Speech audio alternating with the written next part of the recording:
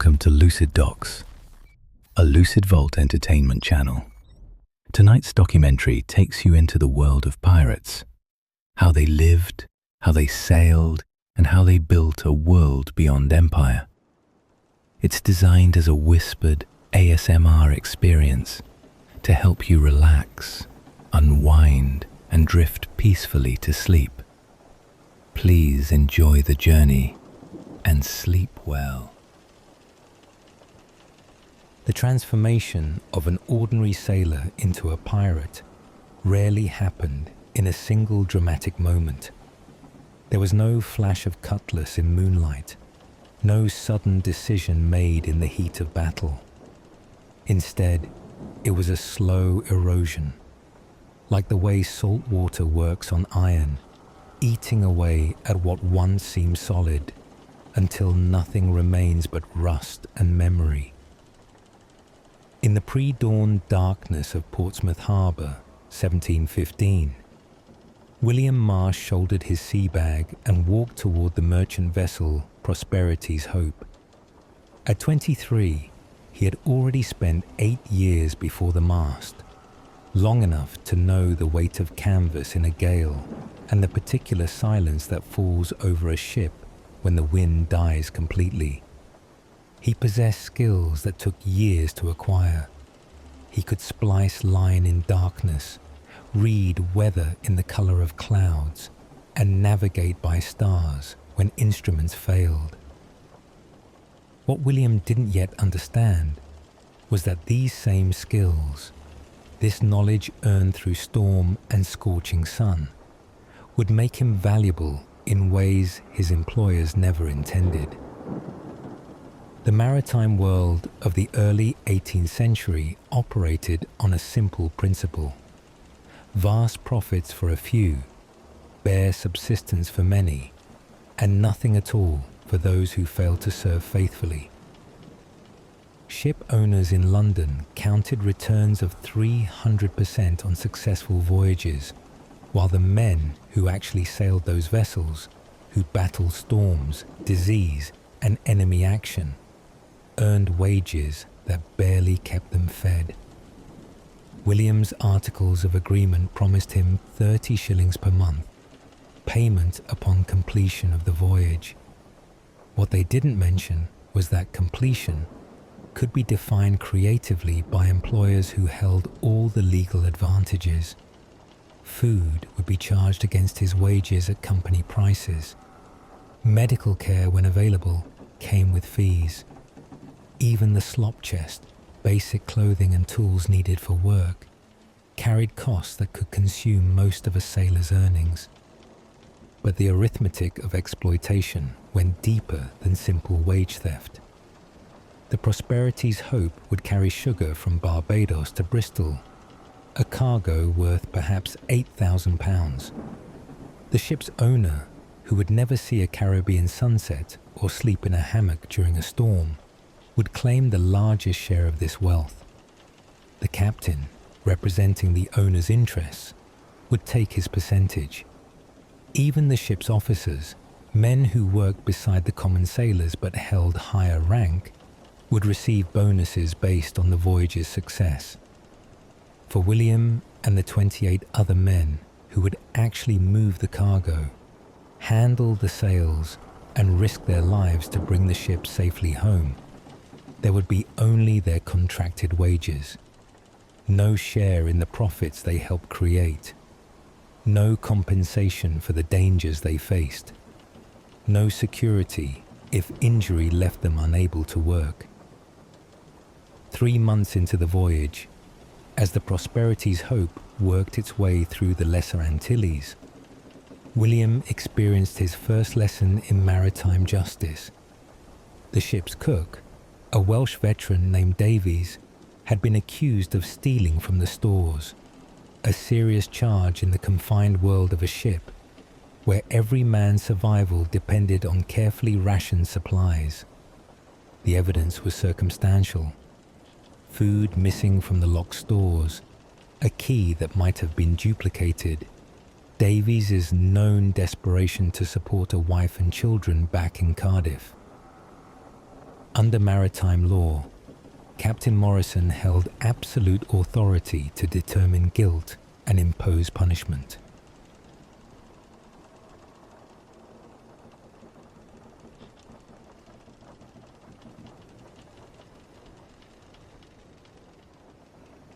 Davies's 20 years of faithful service.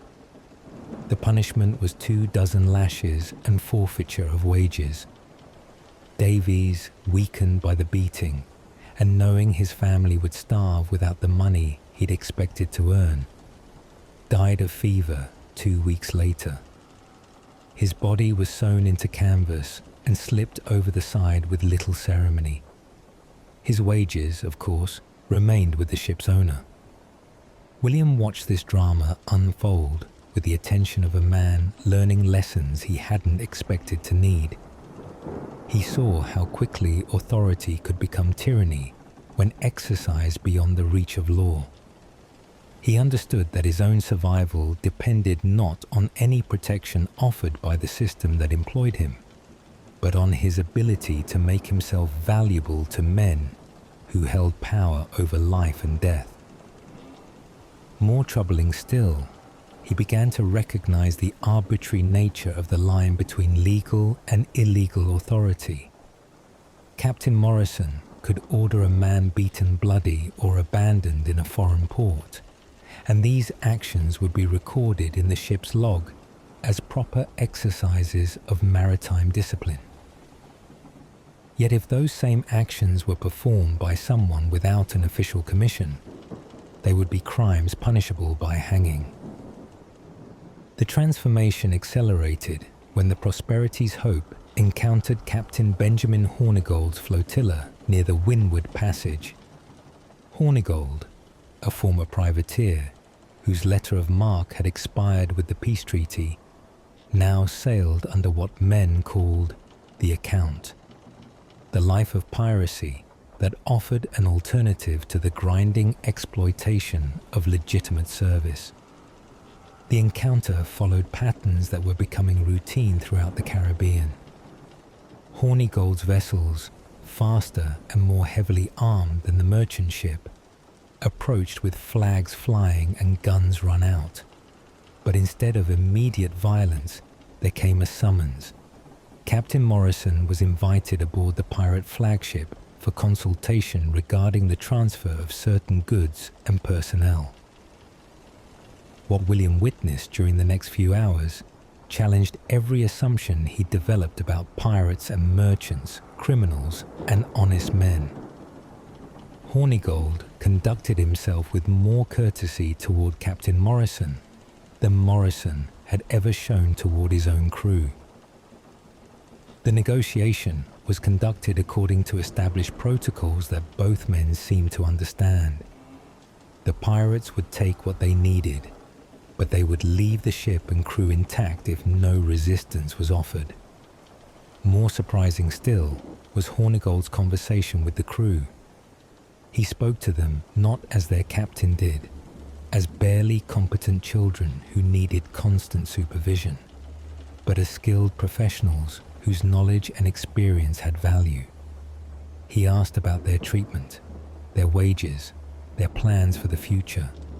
He offered positions aboard his own vessels to any who wished to join him, with promises of democratic governance and equitable shares in whatever prizes they might take. 5 of the Prosperity's Hope's crew accepted Hornigold's invitation, including William Marsh. Their decision was not driven by romantic notions of adventure or rebellion, but by cold calculation of their prospects. Under the legitimate system, they could expect years of dangerous labor for wages that might or might not be paid, under the authority of men who regarded them as expendable. Under Hornigold's articles, they would face similar dangers, but with democratic participation in decisions, guaranteed shares in profits, and medical care funded by the common treasury. The choice was not between legal and illegal activity. They had already learned that legality offered little protection to men without property or influence. There would be no jury, no appeal, no consideration of Davies's 20 years of faithful service. The punishment was 24 lashes and forfeiture of wages. Davies, weakened by the beating, and knowing his family would starve without the money he'd expected to earn, died of fever 2 weeks later. His body was sewn into canvas and slipped over the side with little ceremony. His wages, of course, remained with the ship's owner. William watched this drama unfold with the attention of a man learning lessons he hadn't expected to need. He saw how quickly authority could become tyranny when exercised beyond the reach of law. He understood that his own survival depended not on any protection offered by the system that employed him, but on his ability to make himself valuable to men who held power over life and death. More troubling still, he began to recognize the arbitrary nature of the line between legal and illegal authority. Captain Morrison could order a man beaten bloody or abandoned in a foreign port, and these actions would be recorded in the ship's log as proper exercises of maritime discipline. Yet if those same actions were performed by someone without an official commission, they would be crimes punishable by hanging. Sound transitions to suggest celebration, voices raised in song. The transformation accelerated when the Prosperity's Hope encountered Captain Benjamin Hornigold's flotilla near the Windward Passage. Hornigold, a former privateer whose letter of marque had expired with the peace treaty, now sailed under what men called the Account, the life of piracy that offered an alternative to the grinding exploitation of legitimate service.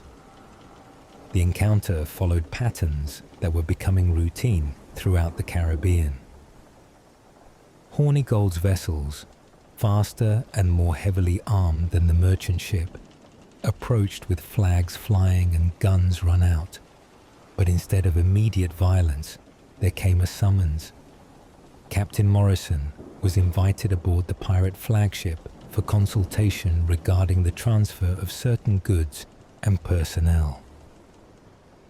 Sounds of small boats being lowered, oars pulling through water.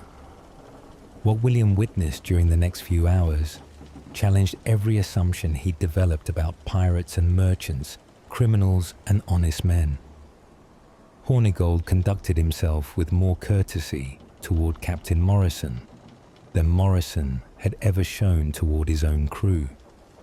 The negotiation was conducted according to established protocols that both men seemed to understand. The pirates would take what they needed, but they would leave the ship and crew intact if no resistance was offered. More surprising still was Hornigold's conversation with the crew. He spoke to them not as their captain did, as barely competent children who needed constant supervision, but as skilled professionals whose knowledge and experience had value. He asked about their treatment, their wages, their plans for the future. He offered positions aboard his own vessels to any who wished to join him, with promises of democratic governance and equitable shares in whatever prizes they might take. Sound of men talking in low, urgent voices. 5 of the Prosperity's Hope's crew accepted Hornigold's invitation, including William Marsh. Their decision was not driven by romantic notions of adventure or rebellion, but by cold calculation of their prospects. Under the legitimate system, they could expect years of dangerous labor for wages that might or might not be paid, under the authority of men who regarded them as expendable. Under Hornigold's articles, they would face similar dangers, but with democratic participation in decisions, guaranteed shares in profits, and medical care funded by the common treasury. The choice was not between legal and illegal activity. They had already learned that legality offered little protection to men without property or influence.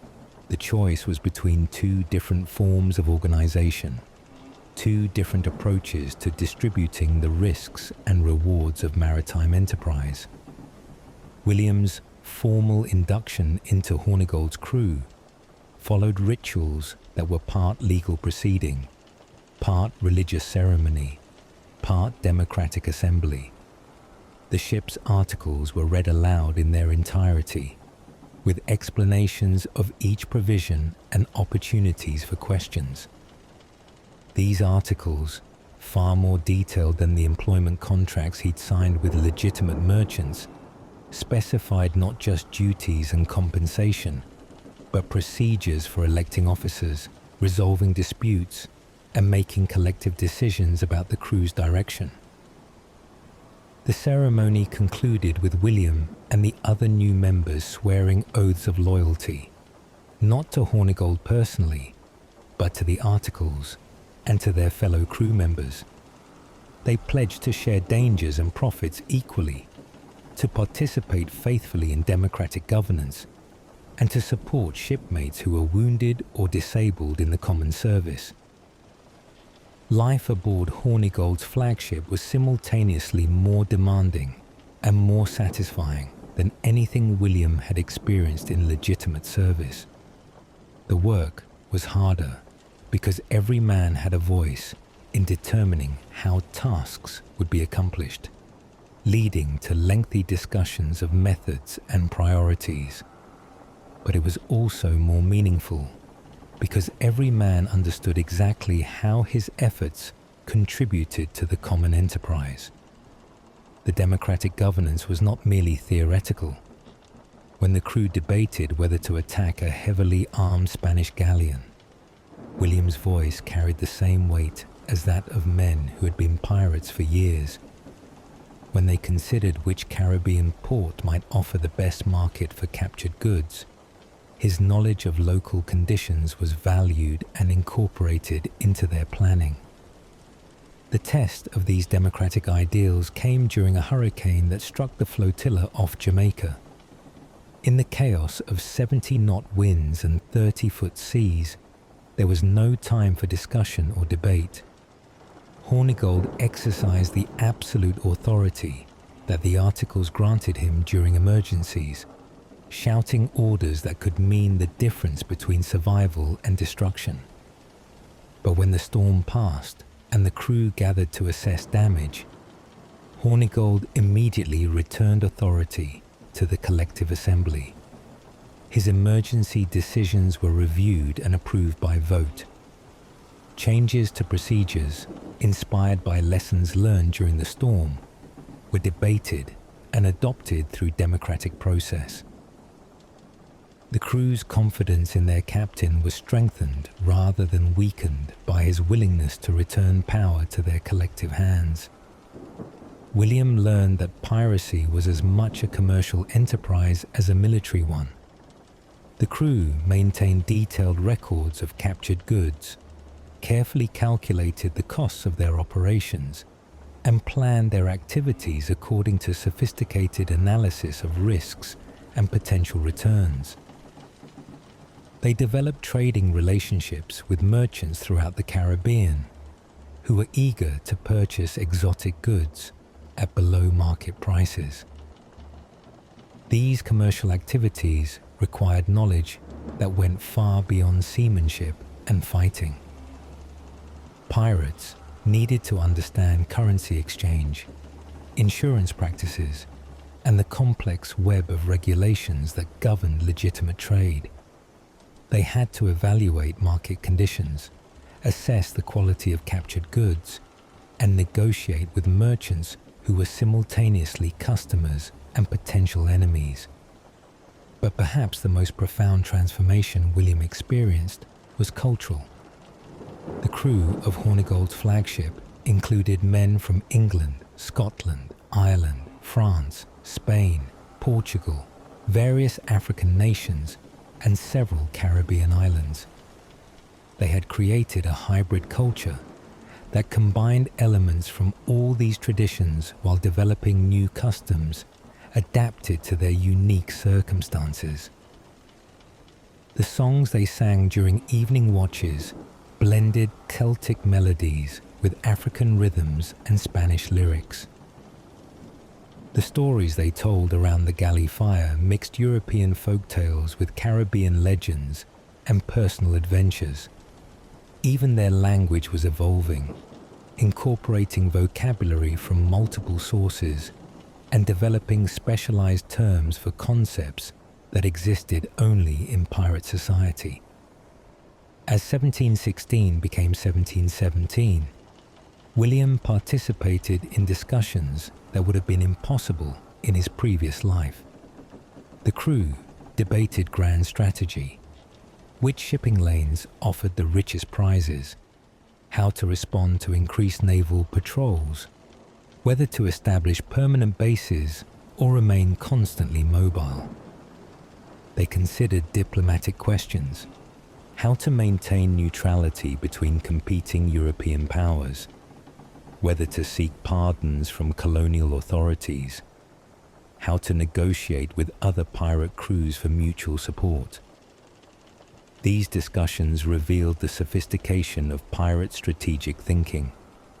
They understood that their survival depended not just on tactical success in individual encounters, but on their ability to navigate the complex political and economic forces that shaped the Atlantic world. They needed intelligence networks to track valuable targets, supply chains to maintain their vessels, and diplomatic relationships to secure safe harbors. The limitations of pirate democracy became apparent during a dispute over the treatment of prisoners.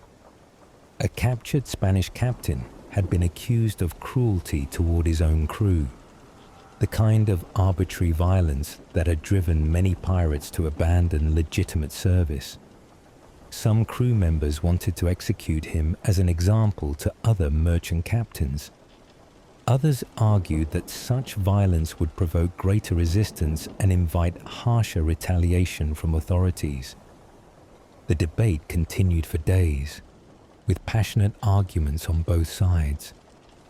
William found himself torn between his desire for justice and his recognition that excessive violence might undermine the crew's larger goals. The democratic process that usually served them well seemed inadequate for resolving fundamental disagreements about the kind of society they wanted to create. The resolution was characteristically pragmatic. The crew voted to divide the flotilla, allowing each faction to pursue its preferred approach. Those who favored harsh treatment of prisoners would sail with one group of vessels, while those who preferred more moderate policies would form another company. Property and supplies were divided equitably, and both groups pledged to maintain communication and mutual support, despite their philosophical differences. William chose to remain with Hornigold's more moderate faction, but he understood that other members of the original crew had made equally valid choices based on their own experiences and values. The division was not a failure of democracy, but a demonstration of its flexibility, the ability to accommodate differences through voluntary association rather than imposed unity. By the end of 1717, William had been transformed from a common sailor into something that had no exact equivalent in legitimate society. He was part democratic citizen, part warrior, part merchant adventurer. He possessed skills that made him valuable in multiple contexts, but belonged fully to none of the established social categories of his time. He understood navigation and seamanship, as well as any naval officer. But he had learned these skills through democratic participation rather than hierarchical instruction. He could fight with the skill and courage of a soldier, but he was not bound by the discipline or ideology of a national military. He was a businessman who understood markets and negotiations, yet he operated entirely outside the legal frameworks that define legitimate commerce. His life at sea was both intensely collaborative and fiercely independent. The pirate world demanded self-reliance and initiative, but it also enforced mutual obligation. If a crew member was injured, the others contributed to his support. If one vessel faltered, others would come to its aid. Their code was unwritten in places, but deeply internalized, built not on obedience, but on shared interest and earned respect. As William's experience grew, so did his responsibilities. He began taking part in planning raids, mapping enemy positions, and overseeing trade negotiations. He was trusted not because of noble birth or appointment, but because he had proven himself competent and reliable. Authority in the pirate world flowed upward from respect, not downward from titles. When the crew decided to establish a temporary base on an uninhabited quay, William was one of those chosen to help design its layout. They constructed crude fortifications, dug freshwater wells, and built storage huts for provisions and loot. It was an improvised society, balancing mobility with moments of rootedness, a place of respite between campaigns. Their life was dangerous. They were hunted by every major navy and condemned by every colonial government. But it was also, in many ways, more free, more honest, and more just than the world they had left behind. Ambition. He knew commercial law and trading practices, but he used this knowledge to operate outside the regulated systems that excluded men of his background. Most profoundly, William had learned that the social arrangements he'd once accepted as natural were actually choices, that authority derived from consent rather than divine appointment, that economic benefits could be distributed according to contribution rather than inherited status, that justice could emerge from collective deliberation rather than arbitrary decree. This knowledge was dangerous because it made the injustices of legitimate society visible and intolerable. Men who had experienced democratic governance found it difficult to accept tyrannical authority. Men who had shared equitably in the profits they helped create were unlikely to remain satisfied with subsistence wages. Men who had participated in their own governance were unlikely to remain passive subjects of distant rulers. The transformation of William Marsh from sailor to pirate illustrates the process by which ordinary men became extraordinary threats to the established order. They were not criminals who had chosen evil over good, but working people who had discovered alternative ways of organizing society that served their interests better than the systems they had abandoned. Their crime was not theft or violence. Those were merely the means they used to protect and sustain their alternative societies. Their true crime was demonstration.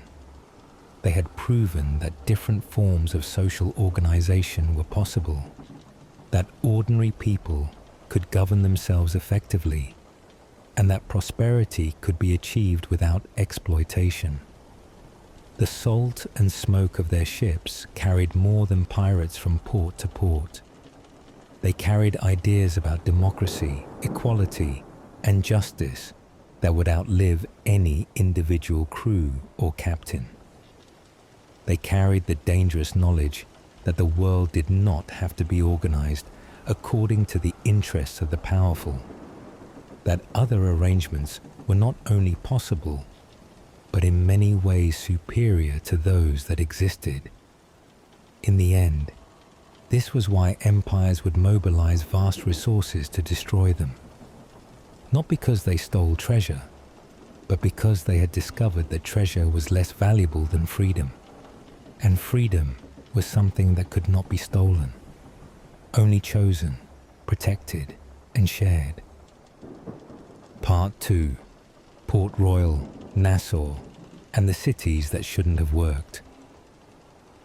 There are places in history that shouldn't have existed, settlements that defied every principle of colonial order, cities that grew in the spaces between empires where no legitimate authority claimed dominion. In these spaces, something unprecedented took root. Communities organized not around the extraction of wealth for distant owners, but around the revolutionary idea that the people who created prosperity should control it. Port Royal, Jamaica, in 1692, was the wealthiest city per capita in the English colonies. Its prosperity rested not on sugar plantations or tobacco fields, but on a simple principle. This was where pirates spent their money. In the narrow streets that wound between harbour and hills, former slaves walked as equals beside English gentlemen. Spanish refugees traded with French adventurers, and a man's worth was measured not by his birth, but by the weight of silver in his purse.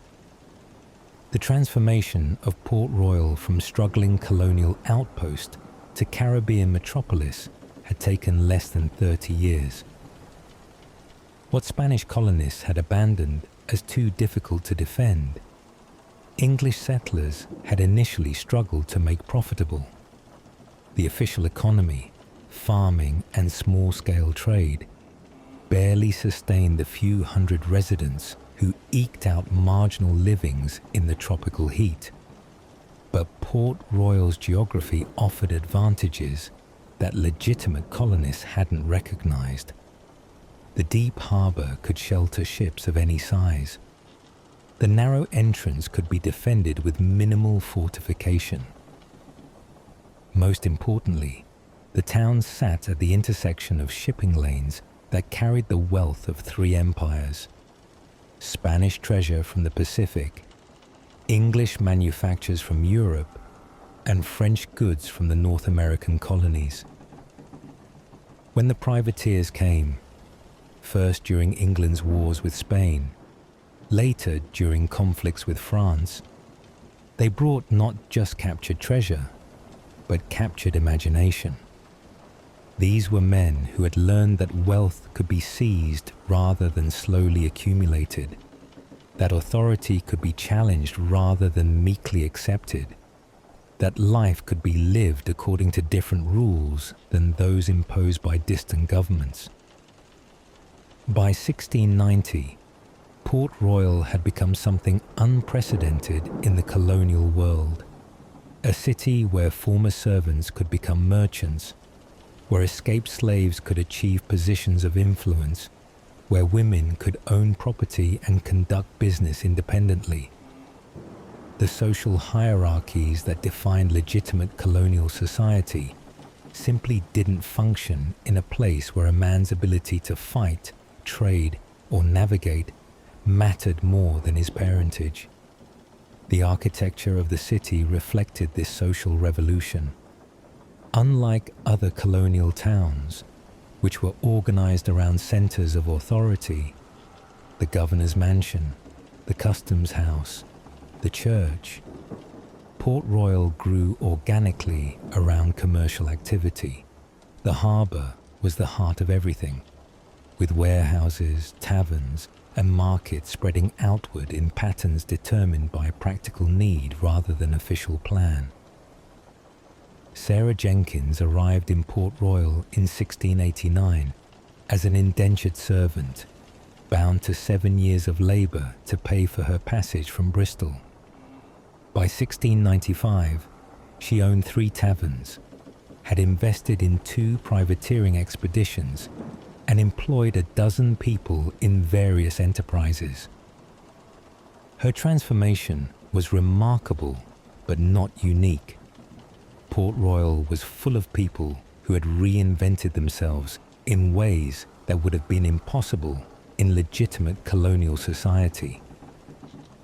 Sarah's success reflected not just individual ambition, but the unique economic environment that piracy had created. Pirates needed places to spend their money, and they spent it freely. A successful cruise might put hundreds of pounds of silver into circulation within days, creating demand for goods and services that traditional colonial economies could never have supported. More importantly, pirates spent their money without regard for the social distinctions that governed legitimate commerce. They patronized establishments owned by women, former slaves, religious minorities, and other people who were excluded from normal business networks. This created opportunities for entrepreneurship that existed nowhere else in the colonial world.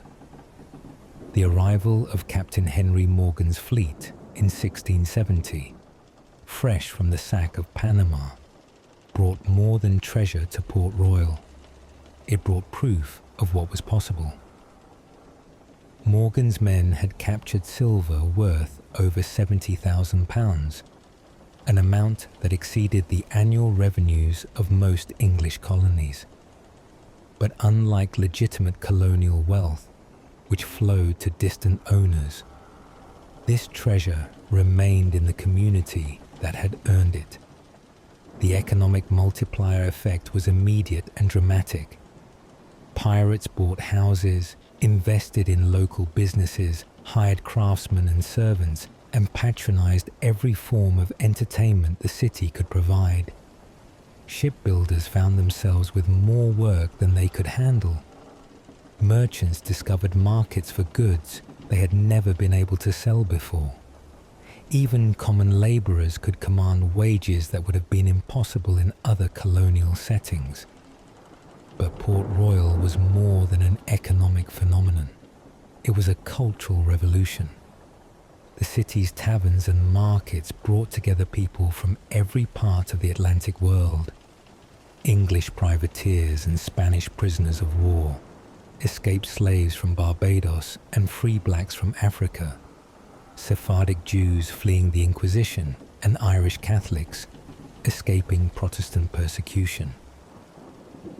This mixing created new forms of culture that existed nowhere else. The music heard in Port Royal's taverns blended African rhythms with European melodies and Caribbean innovations. The languages spoken on its streets included English, Spanish, French, Portuguese, Dutch, and various African languages, often mixed together in conversations that would have been incomprehensible to monolingual speakers. The cultural diversity was not merely cosmetic, but functional. Pirates needed translators who could communicate with Spanish prisoners, navigators who understood Caribbean waters, traders who could negotiate with merchants from different imperial systems. The city's multicultural population provided these services more effectively than any homogeneous colonial community could have done. This cultural mixing extended to religion, family structures, and social customs. Port Royal's churches included Anglican, Catholic, Jewish, and various Protestant denominations, often with the same families attending different services depending on business relationships or personal convenience. Marriages were arranged according to practical considerations rather than religious doctrine, creating households that might include people from several different cultural backgrounds. The earthquake that destroyed Port Royal in 1692 was interpreted by contemporary moralists as divine judgment on the city's wickedness. But the real tragedy was not moral but social. The destruction of a unique experiment in multicultural democracy that had proven such arrangements were both possible and profitable. The survivors scattered throughout the Caribbean, carrying with them knowledge of what they had built and experienced. Some joined other pirate crews. Others established new settlements. Many integrated into legitimate colonial society, where they became agents of the ideas they had learned in Port Royal streets. By 1715, Nassau in the Bahamas had become what Port Royal once was, a place where the rules of colonial society didn't apply. But Nassau represented an evolution in pirate thinking, a more conscious attempt to create alternatives to imperial governance, rather than simply profiting from its gaps and contradictions. The transformation of Nassau from abandoned colonial outpost to pirate republic was swift and deliberate. When Benjamin Hornigold and his associates established their base there, they weren't simply seeking a convenient hideout, but creating an alternative state complete with its own government, economy, and diplomatic relationships. The governance of Nassau reflected lessons learned from the failures of Port Royal and other pirate settlements. Instead of allowing wealth and influence to concentrate in the hands of successful individuals, Nassau's pirates created institutions designed to maintain democratic control over the community's development. Major decisions were made in mass assemblies that included every adult male resident, regardless of whether they were active pirates or engaged in other occupations.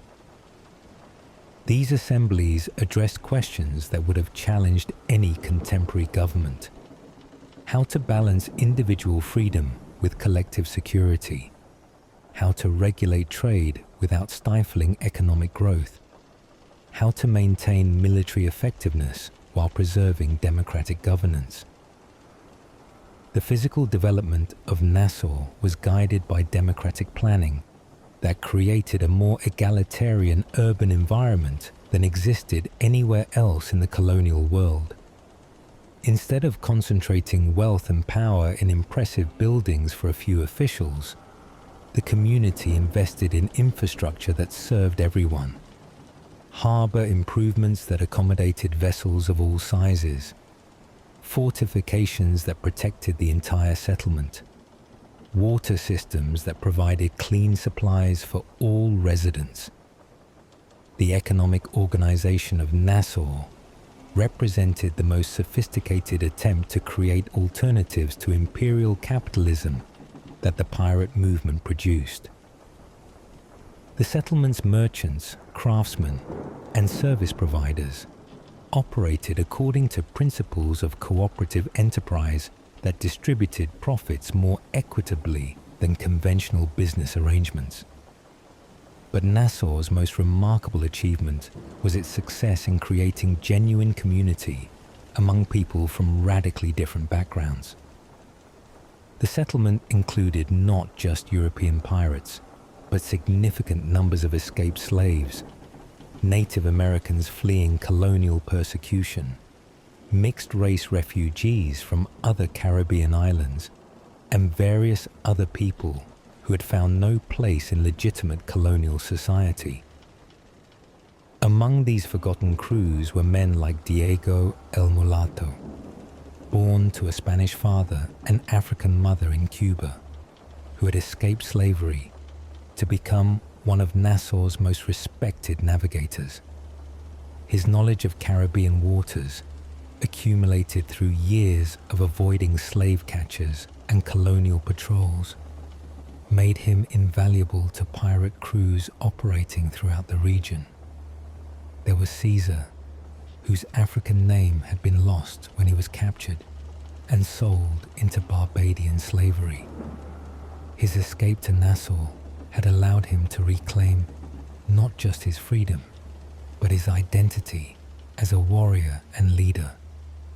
He commanded mixed crews of Europeans and Africans who followed him not from legal obligation, but from respect for his tactical intelligence and personal courage. The indigenous presence in Nassau is often overlooked in traditional histories, but Native Americans fleeing colonial persecution found opportunities there that existed nowhere else. Men like Joseph, a Taino survivor whose people had been nearly exterminated by Spanish colonization, used his knowledge of local geography and weather patterns to guide pirate expeditions to targets throughout the Caribbean. The women of Nassau played roles that would have been impossible in legitimate colonial society. Some, like Anne Bonny, participated directly in pirate activities, but many others operated businesses, managed supply networks, and provided various services that kept the community functioning. The absence of traditional legal restrictions meant that women could own property, engage in trade, and form relationships according to their own choices rather than patriarchal control. Mary Critchett, an Englishwoman who had fled an abusive husband in Jamaica, became one of Nassau's most successful merchants by developing trading relationships with pirates throughout the Atlantic. Her warehouses stored goods captured by dozens of different crews.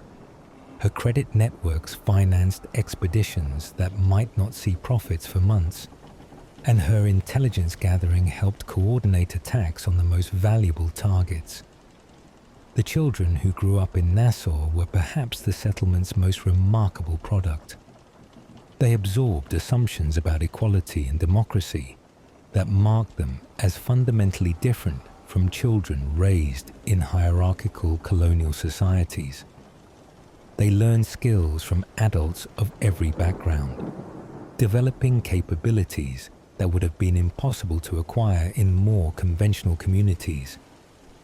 These children spoke multiple languages as a matter of course, understood navigation and seamanship from practical experience, and participated in democratic decision-making processes from an early age. They expected to have voices in decisions that affected their lives and assumed that authority had to be earned rather than inherited. The educational environment of Nassau was remarkably sophisticated despite, or perhaps because of, its informal character. Knowledge was shared freely across all boundaries of race, nationality, and background. An escaped slave who understood tropical medicine might teach European pirates how to treat yellow fever. A Spanish prisoner who possessed mathematical knowledge might instruct his captors in more accurate methods of navigation. This knowledge sharing created rapid innovation in everything from shipbuilding to military tactics. Pirates could experiment with new approaches without the institutional resistance that characterized legitimate organizations. Successful innovations spread quickly through their networks of communication and cooperation. The cultural creativity that emerged from Nassau's diversity was extraordinary. Musicians combined African drumming with European harmonies and Caribbean rhythms to create entirely new forms of musical expression. Storytellers wove together folk traditions from multiple continents, creating narratives that reflected the unique experiences of people who lived between empires. Even the language of Nassau was evolving, incorporating vocabulary from multiple sources, while developing specialized terms for concepts that existed only in pirate society. Words for democratic procedures, methods of dividing booty, and techniques of maritime warfare entered common usage alongside loanwords from Spanish, Portuguese, French, and various African languages. The success of Nassau as an alternative society made its destruction inevitable. By 1718, the settlement represented not just a criminal enterprise, but an ideological threat to the entire imperial system. The demonstration that ordinary people could govern themselves effectively challenged the fundamental assumptions upon which colonial authority rested. The arrival of Woodes Rogers as royal governor, backed by naval forces and explicit instructions to destroy the pirate republic, marked the beginning of the end for Nassau's experiment in democratic governance, but the settlement's influence had already spread far beyond its physical boundaries. When Nassau fell and its population scattered, the ideas and practices that had developed there went with the refugees. Former residents established new settlements, joined other pirate crews, or integrated into legitimate society, where they became agents of the democratic principles they had learned. Some went to Madagascar, where they created new communities that combined pirate governance with local African political traditions. Others joined the crews of Bartholomew Roberts or Edward Lowe, carrying Nassau's innovations in democratic organization to new theaters of operation. Many accepted pardons and settled in legitimate communities, where their knowledge of alternative governance remained dormant, but ready to emerge when circumstances permitted.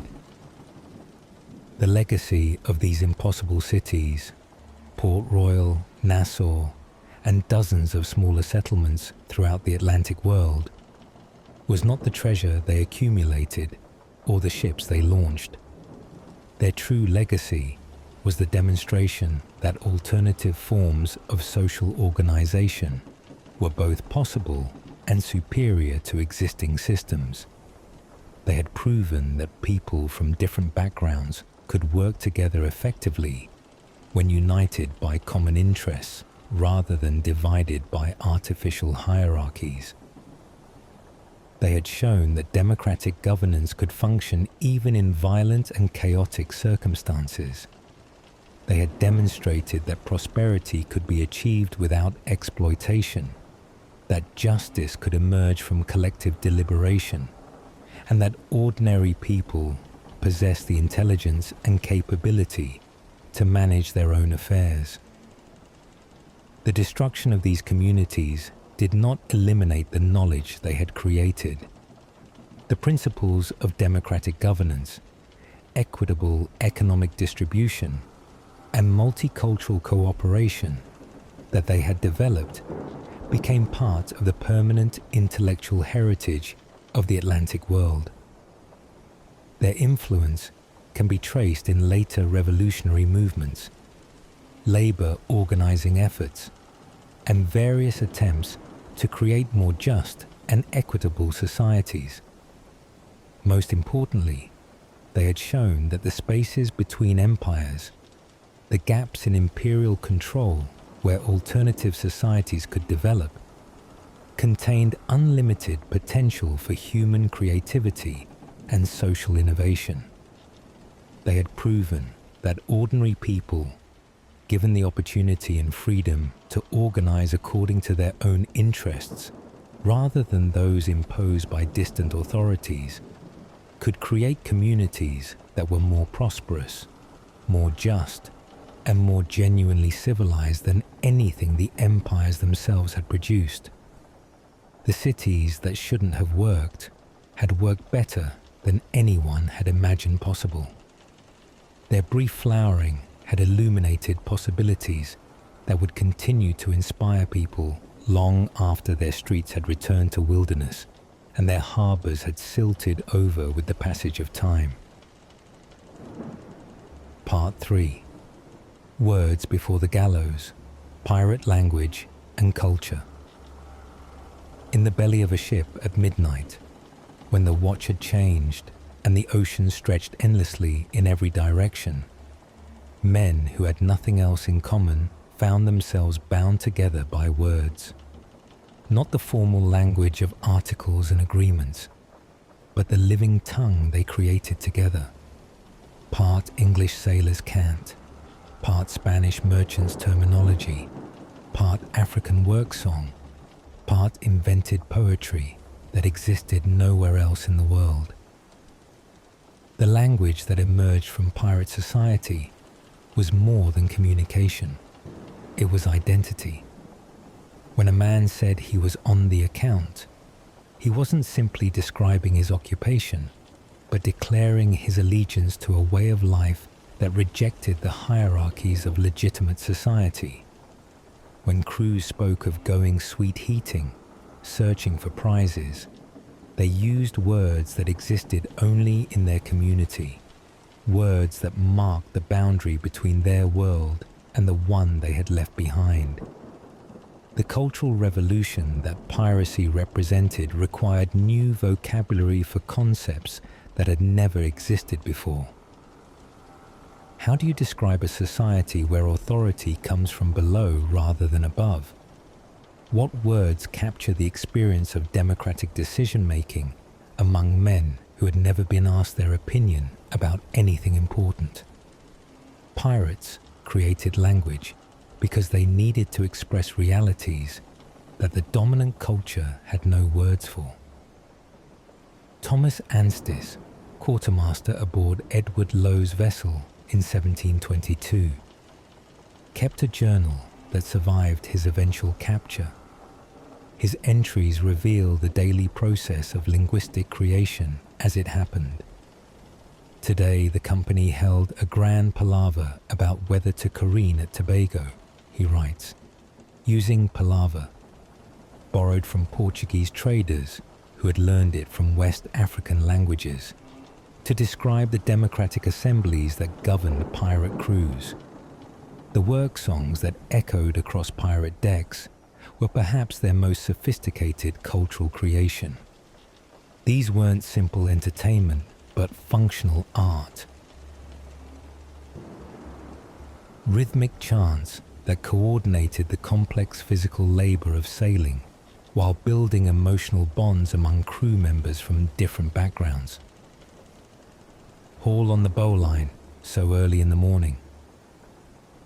The melody might be Irish, the rhythm African, the words English, but the song belonged to none of those traditions entirely. It was something new, created by people who needed music that could unite rather than divide, that could help a crew work together regardless of the languages they had spoken in childhood. The call and response structure of these work songs was particularly important in multicultural crews. A chantyman might sing in English, while the crew responded in Spanish, Portuguese, or one of dozens of African languages.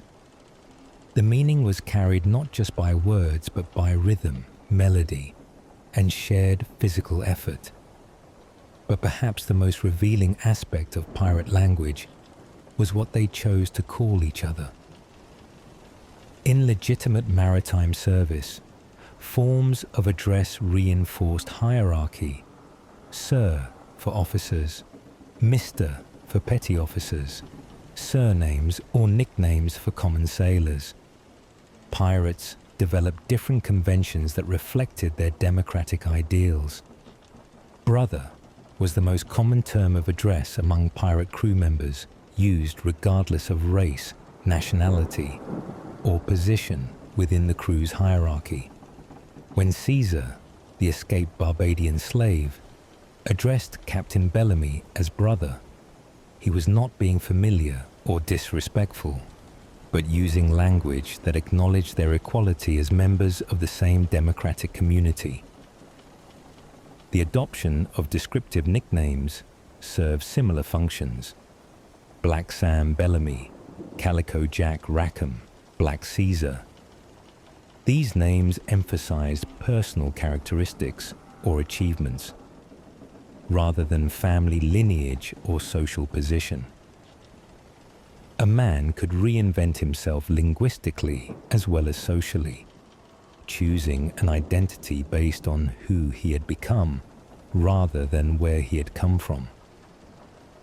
The commercial language that pirates developed reveals their sophisticated understanding of the economic relationships they had created. They spoke of prizes rather than theft, articles rather than contracts, shares rather than wages.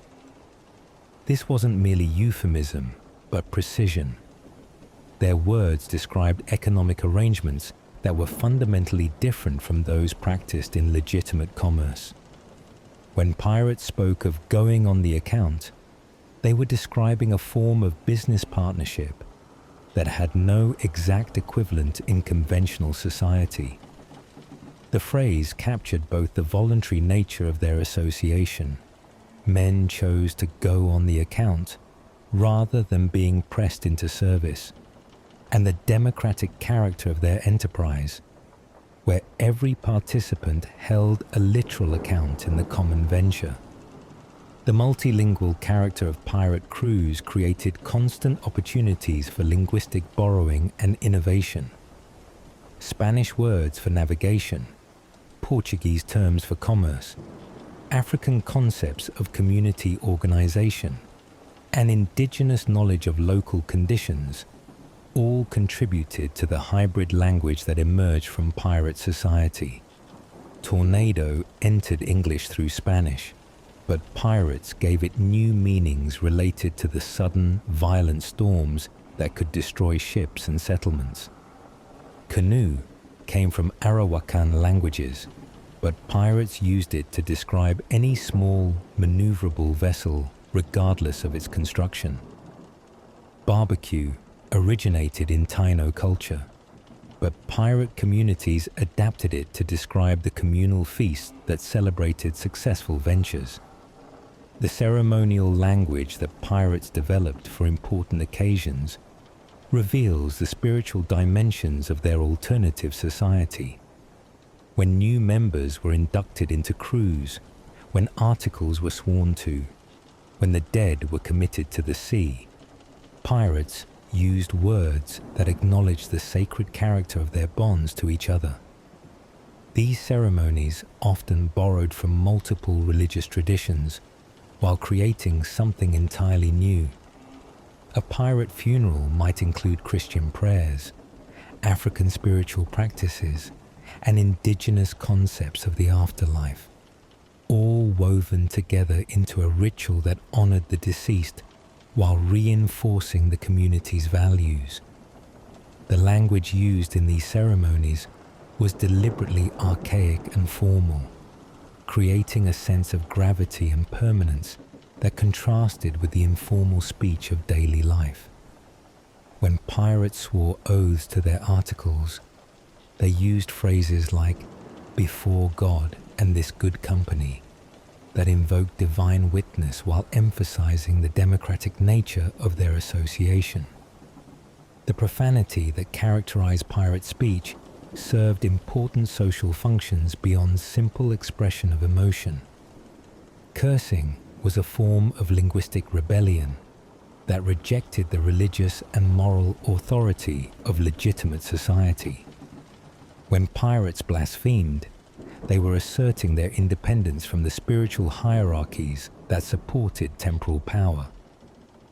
But pirate profanity was also creative, combining elements from different languages and traditions to produce curses that existed nowhere else. Blood and thunder mixed English naval terminology with meteorological imagery. By the bones of St. Nicholas invoked the patron saint of sailors while expressing skepticism about religious authority. The most elaborate curses were often reserved for descriptions of legitimate authority figures: merchant captains, colonial governors, naval officers. These verbal attacks were not merely personal, but political, using language to challenge the respect and deference that such figures expected from their social inferiors. The technical vocabulary that pirates developed for their professional activities reveals their innovation in maritime practice. Conventional naval and merchant terminology often proved inadequate for describing the tactics and techniques that pirate crews had developed, requiring new words for new realities. Careening became a complex term that described not just the physical process of beaching ships for maintenance, but the temporary communities that formed during these operations. Marooning evolved from a simple punishment to a sophisticated practice that considered the skills needed for survival, the availability of resources, and the political implications of abandoning crew members.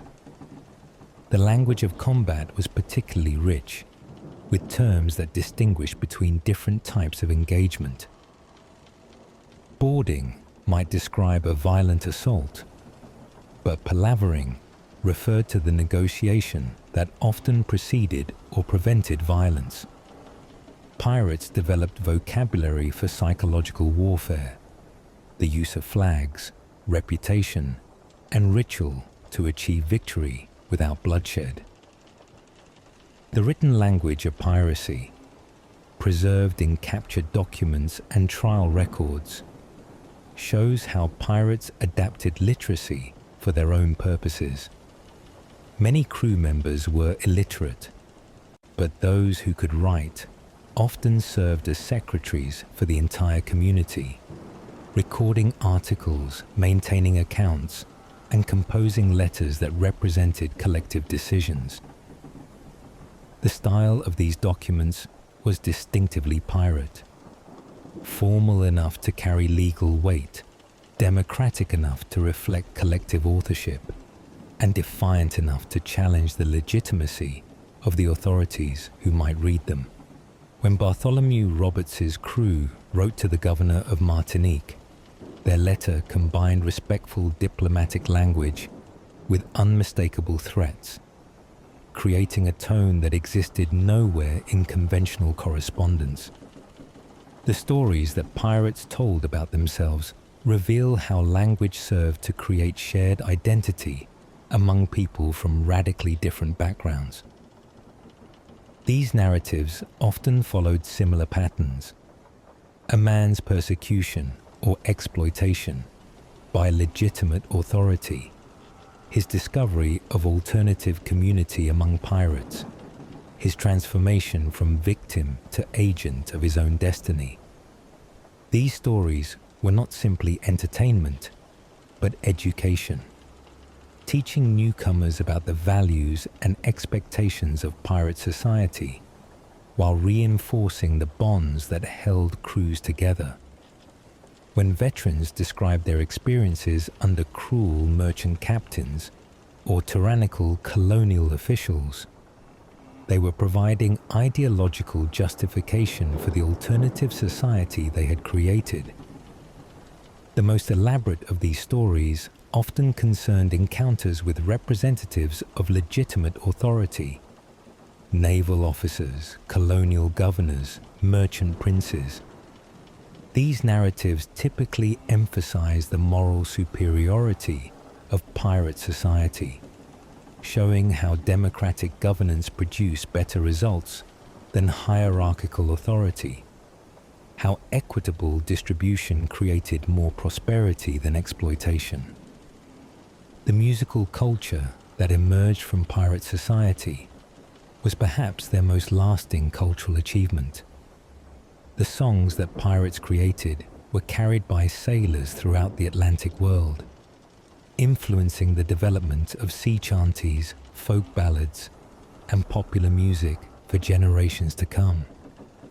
These songs often told stories of individual pirates whose exploits had become legendary, but they consistently emphasized collective rather than individual achievement.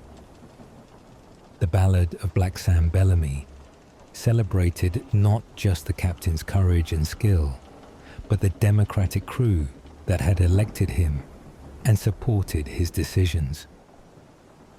The musical instruments that pirates played reflected their cultural diversity: European fiddles and flutes, African drums and stringed instruments, indigenous percussion and wind instruments. Crew members taught each other to play instruments from their own traditions while learning to appreciate music from other cultures. The domestic language that pirates used among themselves, the words they spoke during quiet watches, while eating meals, while maintaining their ships, reveals the emotional bonds that held their communities together. This was language that had developed organically from shared experience, intimate knowledge of each other's strengths and vulnerabilities.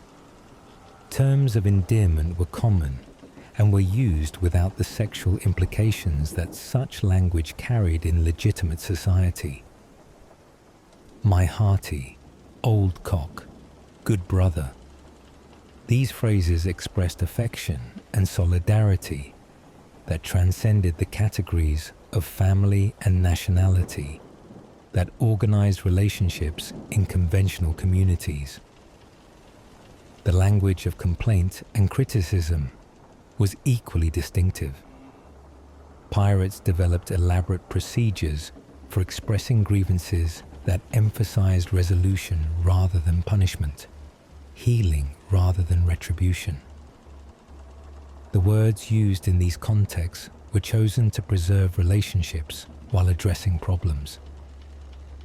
Even the language of internal conflict within pirate crews reflected their democratic values. Arguments were conducted according to established procedures that gave every participant the right to speak, to call witnesses, to appeal decisions to the broader community. The vocabulary used in these disputes emphasized fairness, precedent, and collective decision-making. When serious conflicts arose, disagreements that threatened to split crews or end expeditions, pirates had developed linguistic rituals for managing these crises. Formal debates followed established patterns that allowed passionate disagreement, while maintaining respect for opponents and commitment to eventual resolution through democratic process. The collision between pirate language and official legal language during trials reveals the cultural gap between alternative and legitimate societies. Court records show pirates struggling to translate their experiences into vocabulary that judges and juries could understand, often failing to communicate the democratic ideals and equitable practices that had motivated their actions. When pirates spoke of their articles, judges heard only criminal conspiracy. When they described their democratic assemblies, officials saw only mob rule. When they explained their systems of equitable distribution, authorities understood only theft and disorder. The language barrier was not merely linguistic, but ideological. Two different societies speaking past each other from incompatible worldviews. The last words of condemned pirates, recorded in trial transcripts and contemporary accounts, often represent their most eloquent expression of the values that had guided their alternative society. These final statements were opportunities to justify their choices, to explain their actions, and to challenge the legitimacy of the authorities who had condemned them. Captain John Phillips, facing execution in 1724, used his final speech to argue that pirates were more honest than most of those who condemned us, because they at least offered fair terms to their victims and kept their promises to their crews.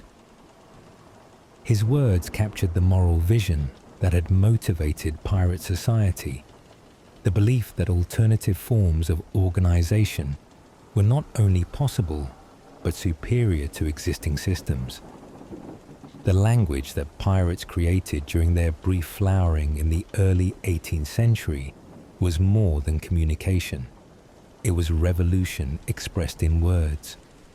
They had developed vocabulary for concepts that challenged the fundamental assumptions of their time: democratic governance, economic equality, racial cooperation, and voluntary association based on mutual benefit rather than inherited status.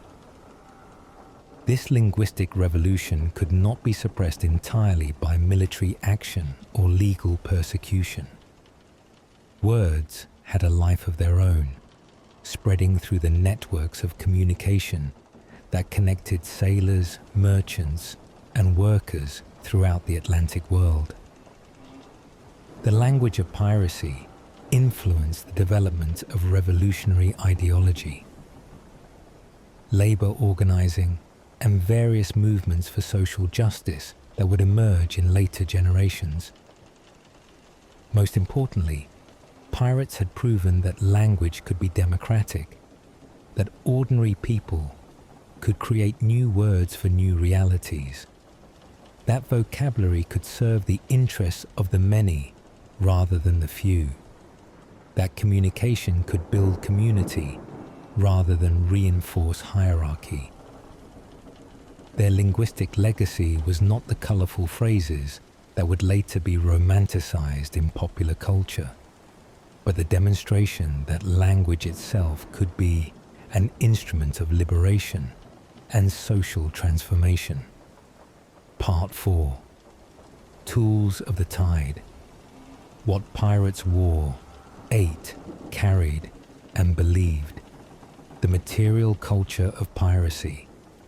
The objects that pirates made, wore, carried, and treasured, tells a story that goes far deeper than simple acquisition of wealth.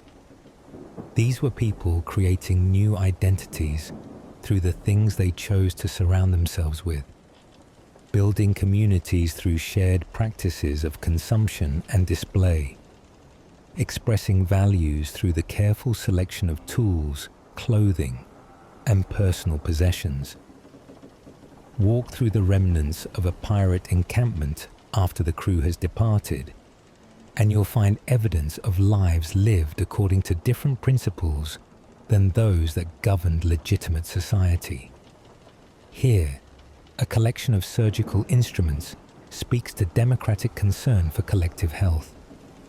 There, an assortment of navigational tools reveals knowledge shared freely rather than hoarded by specialists. Everywhere, the mixture of objects from different cultures testifies to communities that transcended the boundaries of race, nationality, and class. The clothing that pirates wore was perhaps their most visible rejection of the social hierarchies that dominated legitimate society. In colonial communities, clothing served as an immediate indicator of status, wealth, and social position. Sumptuary laws prescribed what different classes could wear, and social custom enforced these distinctions with rigid precision. Pirates ignored these conventions entirely. A former slave might wear fine silk captured from a Spanish galleon. An ex-servant might sport a nobleman's coat, taken from a passenger vessel. The visual impact was revolutionary. Here were people who had been excluded from prosperity, displaying its symbols without apology or deference. But pirate clothing choices were not merely rebellious display. They were practical decisions made by people whose lives depended on the functionality of what they wore. The loose-fitting shirts and trousers favored by many pirates allowed freedom of movement during combat and work. The leather and canvas garments they preferred were durable enough to withstand the harsh conditions of maritime life. The creation and maintenance of clothing in pirate communities reveals their cooperative approach to essential tasks. Many crew members had learned sewing and textile repair during their previous careers as sailors, soldiers, or servants. In pirate society, these skills were shared freely, with experienced tailors teaching others and everyone contributing to the maintenance of the community's clothing supply. The communal wardrobe that developed in many crews reflected their democratic values. Fine clothing captured from prizes might be shared among crew members for special occasions, with decisions about allocation made collectively rather than according to rank or privilege. The community's investment in everyone's appearance reinforced their commitment to equality and mutual support. The food culture of pirate communities was equally revolutionary in its implications.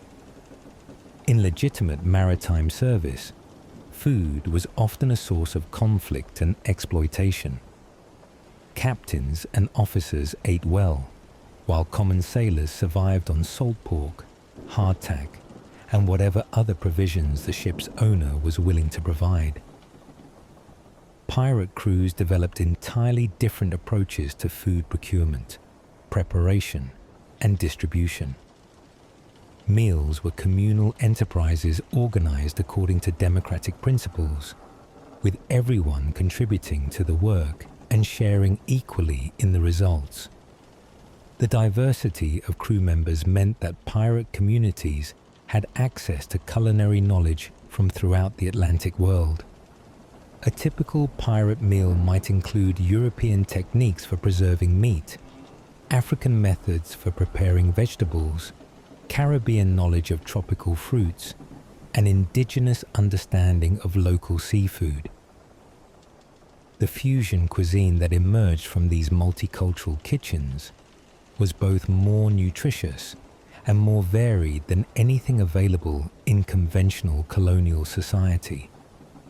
The procurement of fresh food required cooperative effort that reinforced the social bonds holding pirate crews together.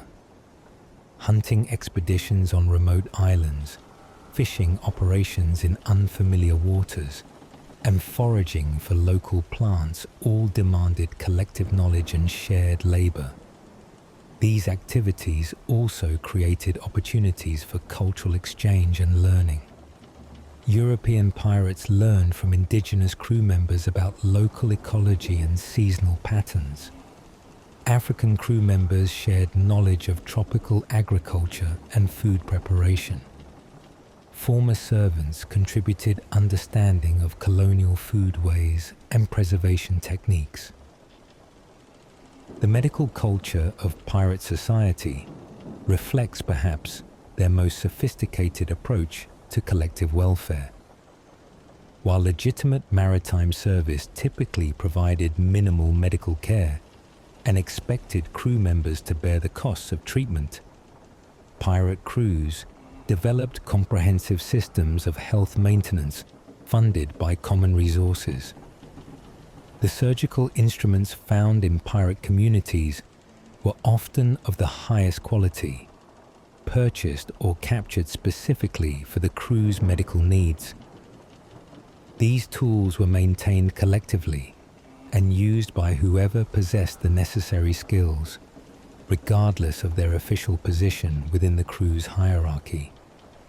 The medical knowledge that pirates accumulated came from diverse sources and was shared freely within their communities. Former military surgeons provided European medical techniques. Escaped slaves contributed African traditional medicine. Indigenous crew members shared knowledge of local medicinal plants. The synthesis of these different approaches often produced medical care that was superior to anything available in legitimate colonial society. The weapons that pirates carried were tools of their trade, but they were also symbols of their rejection of the monopoly on violence that legitimate authorities claimed. In colonial society, the right to bear arms was carefully regulated according to social status.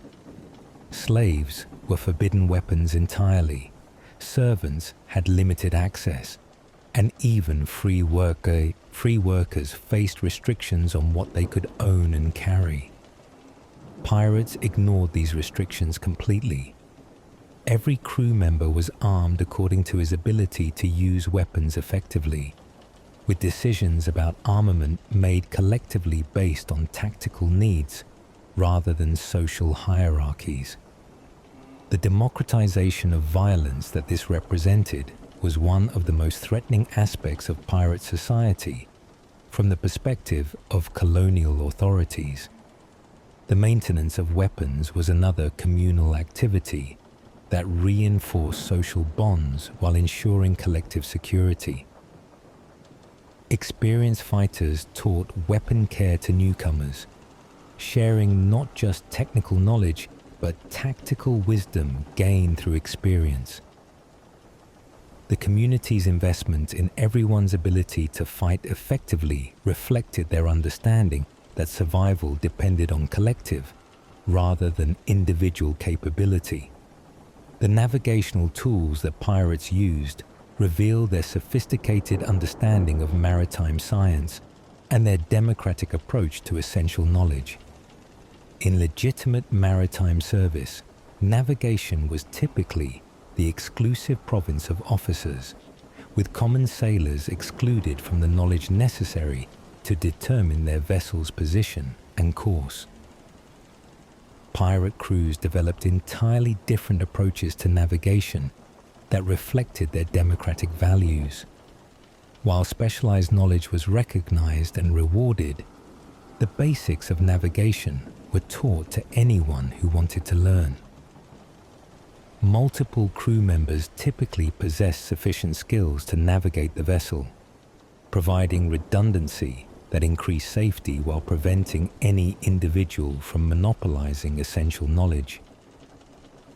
The quality of navigational instruments found in pirate communities was often superior to those used by legitimate merchants, reflecting both their access to captured materials and their willingness to invest common resources in collective needs.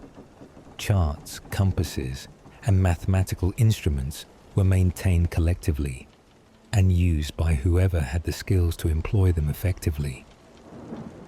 The personal possessions that pirates created and treasured reveal the artistic and spiritual dimensions of their alternative society.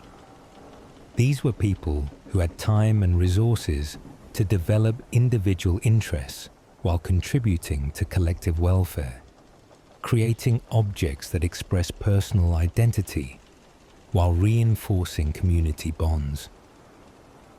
The jewelry that many pirates wore was not merely display of wealth, but expression of cultural identity and spiritual belief.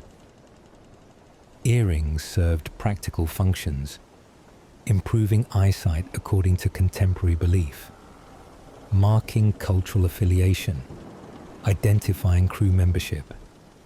Rings and necklaces often incorporated symbols from multiple traditions, creating personal talismans that reflected the multicultural character of pirate society. The spiritual objects found in pirate communities reveal the complex religious landscape of these alternative societies. Pirates came from numerous religious backgrounds and often developed syncretic practices that combined elements from different traditions while respecting individual beliefs. Catholic medals might be worn alongside African amulets and indigenous charms, creating personal spiritual protection that drew on multiple sources of power. Crew members shared religious knowledge as freely as they shared technical expertise, creating opportunities for spiritual exploration that were rare in more conventional communities.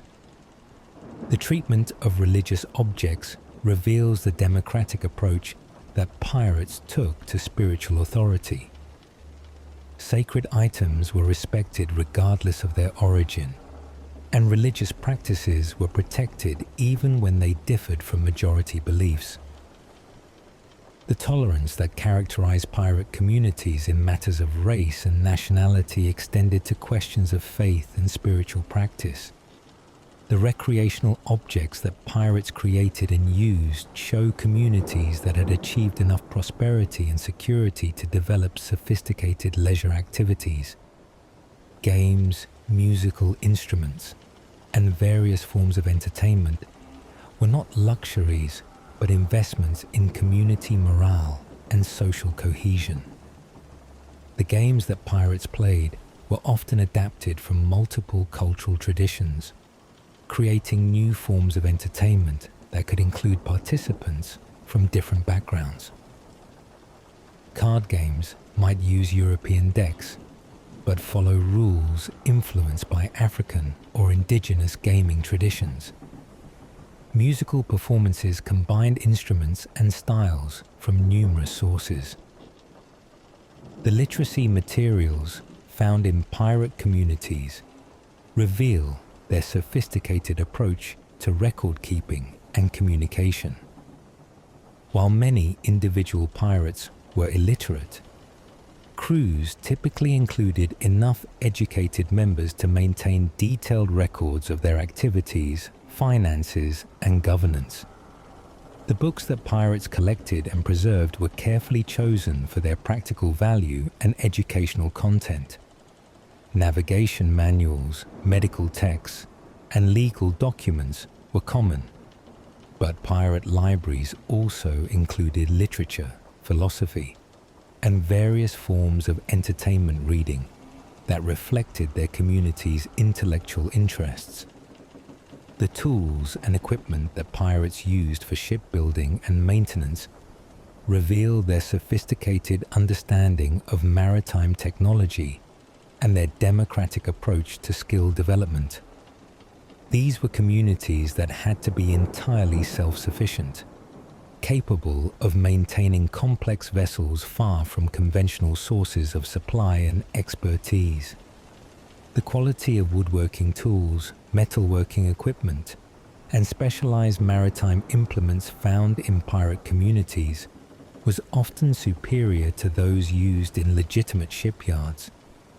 Pirates were willing to invest common resources in the best tools available, understanding that their survival depended on their ability to maintain their vessels under challenging conditions.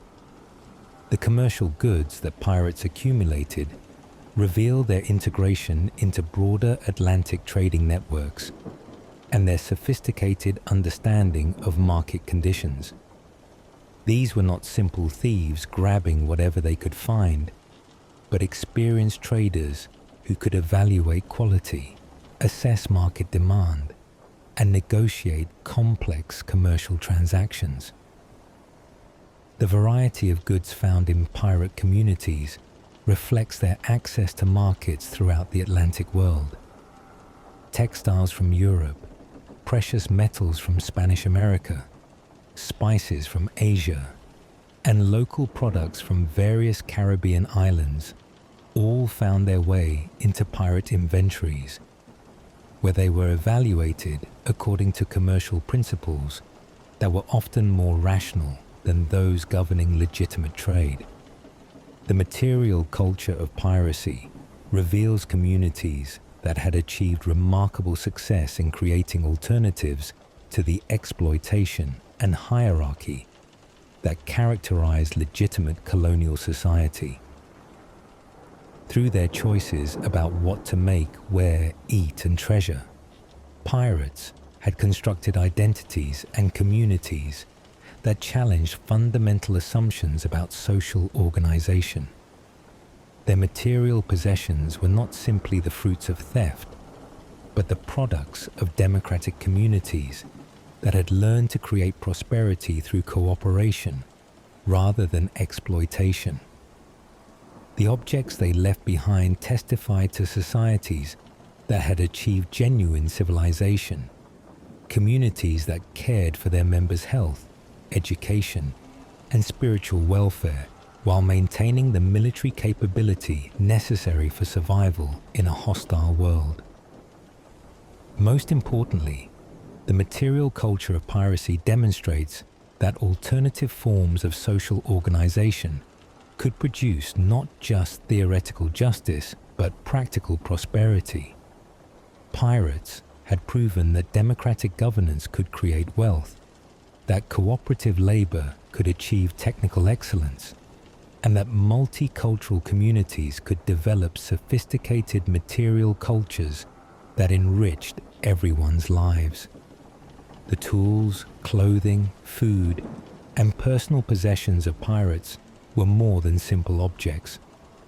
They were the material foundation of revolutionary societies that had briefly shown the world what was possible when ordinary people were free to organize their lives according to principles of equality, democracy, and mutual aid. Part 5. The Empire They Robbed. How Piracy Exposed Global Trade. To understand what pirates took, you must first understand what empires had built. By 1700, the Atlantic Ocean had become humanity's first global highway, carrying wealth extracted from 3 continents to feed the ambitions of European monarchs and merchant princes. Ships moved in endless procession, silver from Potosi, sugar from Barbados, slaves from Angola, silk from Manila. The ocean itself had become a machine for converting human suffering into imperial prosperity. The Spanish treasure fleet that sailed annually from Cartagena to Seville carried more than gold and silver. It carried the concentrated labor of thousands of indigenous workers who had died in the mines of Peru and Mexico. Each piece of 8 represented days of back-breaking work performed under conditions that killed more efficiently than war. The wealth that filled Spanish galleons was not treasure, but blood transformed into metal, lives converted into coin. Pirates understood this arithmetic better than the imperial officials who condemned them. When Captain Bartholomew Roberts captured the Portuguese slave ship Sagrada Familia in 1721, he reportedly told the captain that he had more right to the cargo than its legal owners did, because at least pirates were honest about their methods of wealth acquisition. The sugar economy that sustained English and French colonial expansion was built on a foundation of systematic brutality that made pirate violence seem restrained by comparison. The plantations of Barbados and Jamaica consumed human lives with industrial efficiency, importing hundreds of thousands of Africans who died within years of their arrival, their labor value extracted completely before their bodies failed. The ships that carried sugar to European markets were floating monuments to organized cruelty. The wealth they transported had been created through the most systematic exploitation in human history, yet it moved under the protection of law and the blessing of legitimate authority.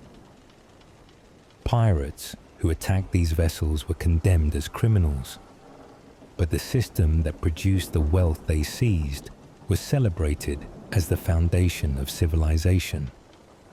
The mathematics were stark and undeniable. A successful sugar plantation in Barbados might generate profits of £10,000 annually for its English owner, who had never seen the Caribbean and who understood nothing of the conditions that created his wealth. The Africans whose labor produced those profits received nothing but death, usually within 5 years of their arrival. The system worked only because it could replace worn-out workers more cheaply than it could maintain them. The merchant vessels that carried this wealth were themselves instruments of exploitation designed to maximize profit by externalizing costs onto the people who performed the actual labor. A ship carrying sugar from Barbados to Bristol might generate returns of 300% for its owners, while the sailors who transported the cargo received fixed wages that barely covered their subsistence. Pirates who captured such vessels were not simply stealing money, but redistributing wealth from a system that concentrated it in the hands of people who had contributed nothing to its creation. When they divided the proceeds among crew members who had actually performed the dangerous work of capture, they were implementing a more rational and more equitable system of economic distribution. the irony was not lost on contemporary observers. Pirates were condemned for taking wealth by force, yet the legitimate economy depended entirely on violence. The violence of slavery, the violence of colonial conquest, the violence of systematic exploitation disguised as legal contract. Pirates merely made visible the violence that legitimate commerce preferred to hide. The Spanish treasure fleet represented the most spectacular target in the Atlantic trading system, but it also revealed the fundamental vulnerability of imperial wealth. All the silver extracted from American mines, all the profits generated by colonial exploitation, had to cross thousands of miles of ocean, where it was protected only by wooden hulls and bronze cannons. The fleet that departed annually from Tierra Firme carried the accumulated wealth of an empire, but it moved according to predictable schedules along well-known routes. Intelligence about cargo manifests, sailing dates, and defensive preparations was available to anyone with connections in colonial ports. The Spanish had created a system that concentrated vast wealth in convenient packages and then transported it across waters where no empire could exercise complete control. When pirates like Henry Morgan or Edward Davis attacked these convoys, they were not engaging in random violence but conducting strategic operations against the economic foundations of imperial power. Every piece of eight they captured was money that could not be used to finance Spanish armies in Europe, to purchase weapons from foreign suppliers, or to maintain colonial administration in the Americas. The capture of the Spanish galleon Nuestra Señora de la Concepción by Thomas Cavendish in 1587 demonstrated what was possible when pirates understood the strategic importance of their targets. The treasure Cavendish seized, over 120,000 pounds in silver and goods, represented more than individual enrichment. It was wealth that would not reach Spain, profit that could not finance further imperial expansion, resources that had been permanently transferred from the imperial system to its enemies. But the impact went beyond immediate financial loss. The successful capture of such a prize demonstrated to the world that Spanish power was vulnerable, that the wealth of empires could be seized by ordinary men with sufficient courage and organization. The psychological effect was often more damaging than the economic loss. Spanish authorities understood this threat clearly enough. The regulations they imposed on colonial trade, the convoys they organized for protection, the fortifications they built at strategic points, all reflected their recognition that their empire's survival depended on maintaining control over the ocean highways that connected their scattered territories.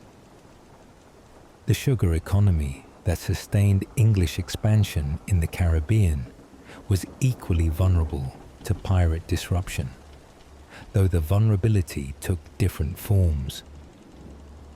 Where Spanish wealth was concentrated in annual treasure fleets, English wealth moved in constant streams of smaller vessels carrying sugar, molasses, rum, and other plantation products to European markets.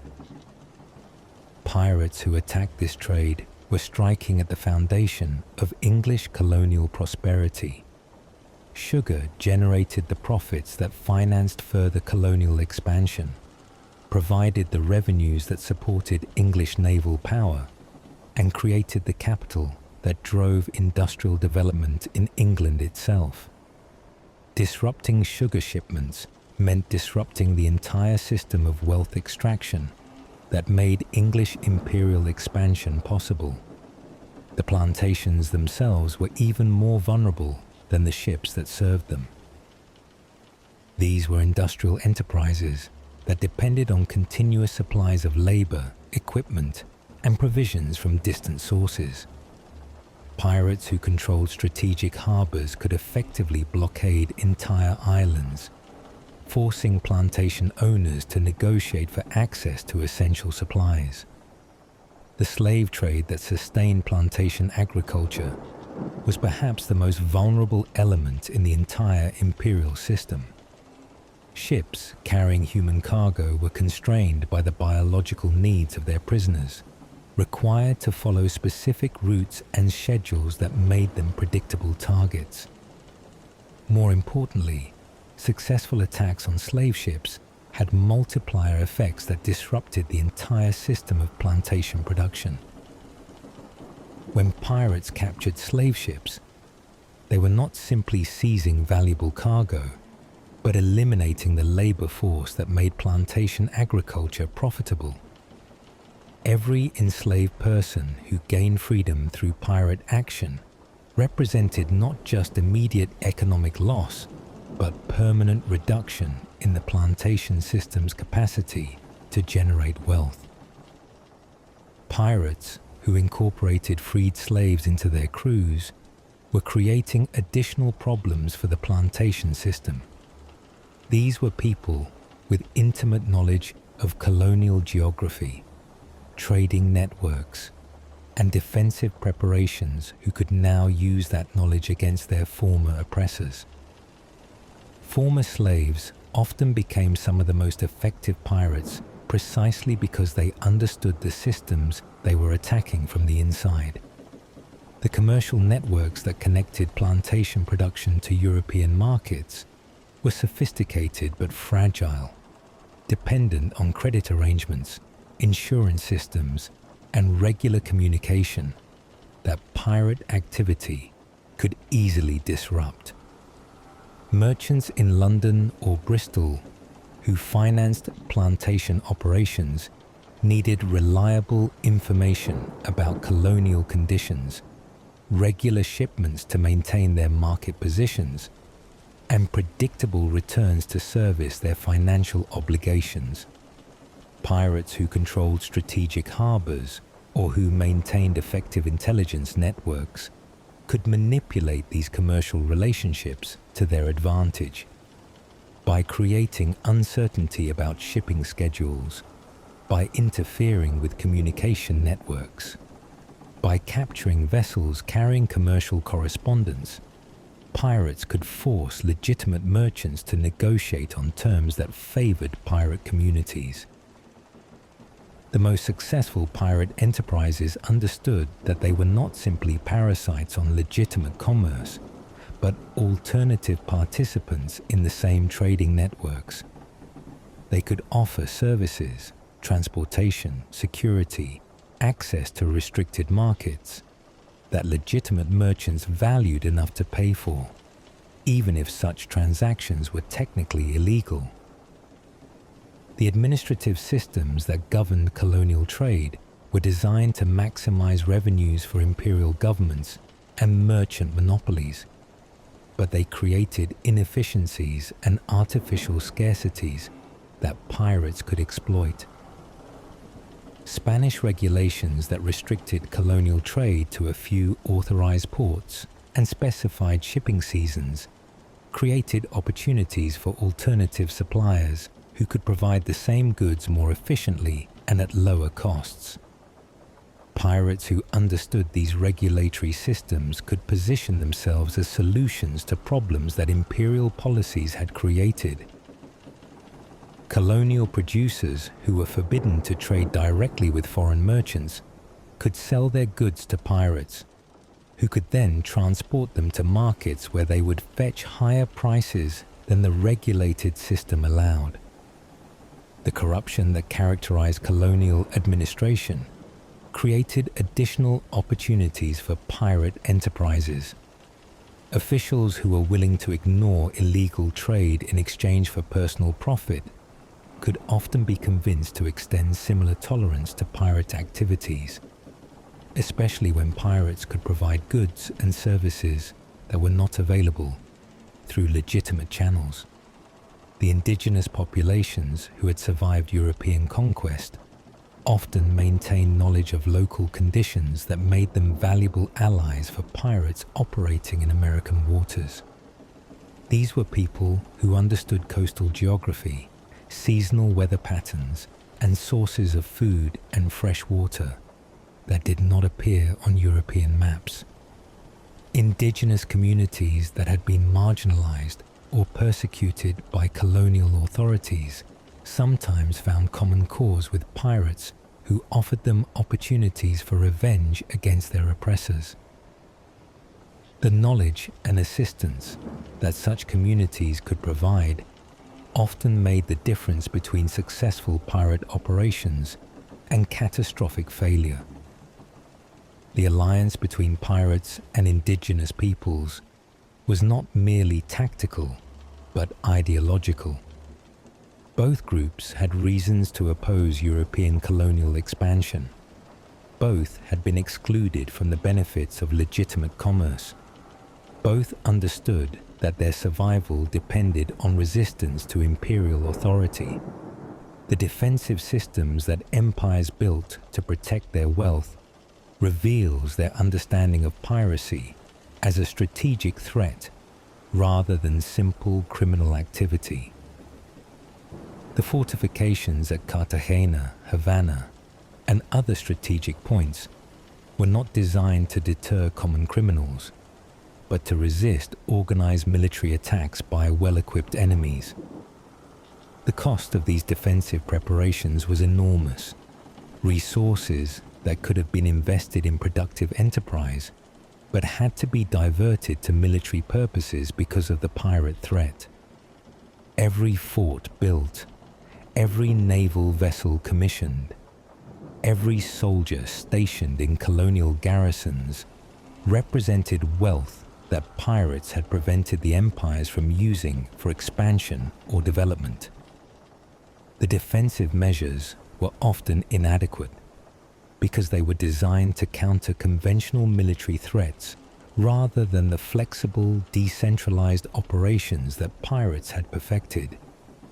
Pirates could attack targets that were too small to warrant heavy fortification, could strike where defenses were weak, and could disappear before conventional military forces could respond effectively. The diplomatic efforts that imperial governments made to suppress piracy revealed their recognition that pirates had achieved quasi-governmental status that required political rather than purely military responses. Treaties between European powers often included provisions for cooperation against pirates, acknowledgement that piracy was a problem that transcended national boundaries and required coordinated international action. The pardons that various governments offered to pirates were implicit recognition that pirate communities had developed sufficient organizational sophistication to negotiate as political entities rather than simply surrender as defeated criminals. These negotiations often involve complex discussions of territory, commerce, and governance that resemble diplomatic relations between sovereign states. The failure of many of these diplomatic initiatives reflected the fundamental incompatibility between imperial systems based on hierarchy and exploitation and pirate communities organized around democracy and cooperation. The two systems could coexist temporarily, but they could not be permanently reconciled because they represented irreconcilable approaches to organizing human society. The economic impact of piracy on imperial systems was both immediate and long-term, affecting not just the specific vessels and cargoes that pirates captured, but the entire structure of Atlantic commerce. Insurance rates increased to cover pirate risks, shipping schedules were disrupted by defensive measures, and trade routes were abandoned or relocated to avoid pirate activity. The cumulative effect of these adjustments was to make imperial commerce less efficient and less profitable, reducing the resources available for further expansion while increasing the costs of maintaining existing colonial systems. Pirates had imposed a tax on imperial wealth that reduced the funds available for financing armies, navies, and administrative systems. More subtly, piracy had introduced uncertainty into commercial calculations that had previously seemed secure. Merchants and investors who had counted on predictable returns from colonial trade now had to factor pirate risks into their planning, reducing their willingness to commit resources to speculative ventures and slowing the pace of imperial expansion. The empire that pirates robbed was not simply a collection of ships and treasures, but a system of organized exploitation that had transformed the Atlantic world into a machine for converting human suffering into European prosperity. Pirates understood this system better than most of its beneficiaries, and their attacks were not random acts of violence, but strategic strikes against its most vulnerable points. By intercepting treasure fleets, disrupting slave ships, and interfering with plantation commerce, pirates were waging economic warfare against the foundations of imperial power.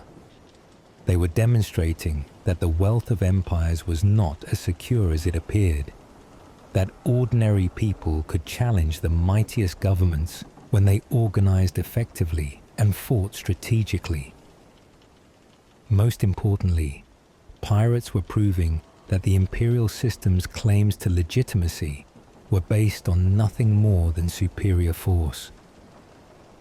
The same violence that empires used to extract wealth from colonial populations could be turned against the empires themselves when their victims acquired the organization and equipment necessary to fight back effectively. The treasure that pirates seized was less important than the lesson they taught: that imperial wealth was vulnerable, that alternative forms of organization were possible, and that ordinary people possessed the capability to challenge the most powerful institutions of their time when they acted collectively in pursuit of common goals. Part 6. Flags and Firelight, the Theatre of Terror. On a Caribbean morning in 1718, the merchant vessel Rose of Bristol encountered something that would haunt the dreams of her crew for years to come. Rising on the horizon was not just another ship, but a carefully orchestrated performance designed to paralyze the mind and surrender the will. The black flag that flew from the approaching vessel's masthead bore the image of a skeleton holding an hourglass, time running out, while a bleeding heart dangled from its other hand. This was not mere decoration, but psychology made visible, terror transformed into art. Pirates had discovered that the human imagination was a more powerful weapon than any cannon, that fear could accomplish what violence could not, and that a reputation for certain behaviors could often eliminate the need to actually perform them. The creation of a pirate flag was never random, but always deliberate, a careful calculation of images that would produce maximum psychological impact on specific audiences. The skull and crossbones that became the generic symbol of piracy was actually just one variation in a complex visual language that pirates had developed to communicate different messages to different targets. Captain Edward Teach, known as Blackbeard, flew a flag showing a skeleton holding a dart pointed at a bleeding heart, with an hourglass reminding viewers that their time was limited. The message was unmistakable. Death was coming. It would be painful, and delay would only make it more certain. But the flag also offered hope. The imagery suggested that surrender might avoid the threatened violence. Captain Bartholomew Roberts used multiple flags depending on his intended targets and tactical situation. When hunting merchant vessels, he flew a flag showing himself standing on two skulls labelled ABH and AMH, a Barbadian's head and a Martinican's head, communicating his particular hostility toward those colonies whose authorities had attempted to suppress his activities. When approaching ships that might contain colonial officials or military officers, he flew a flag showing a figure of death holding an hourglass next to a man holding a flaming sword, suggesting both the inevitability of death and the possibility of resistance. The colors used in pirate flags were as carefully chosen as the symbols they displayed.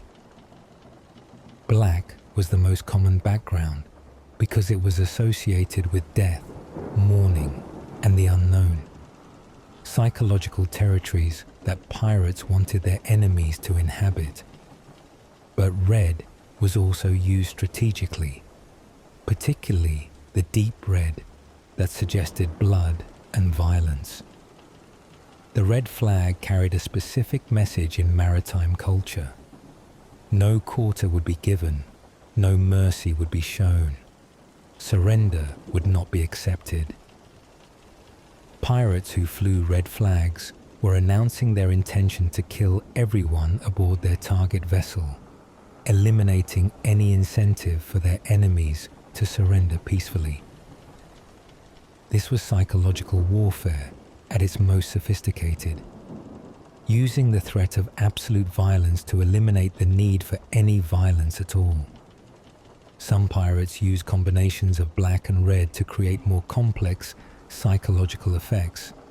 A flag that was half black and half red suggested that the approaching pirates were prepared to offer quarter to those who surrendered immediately, but would show no mercy to those who resisted.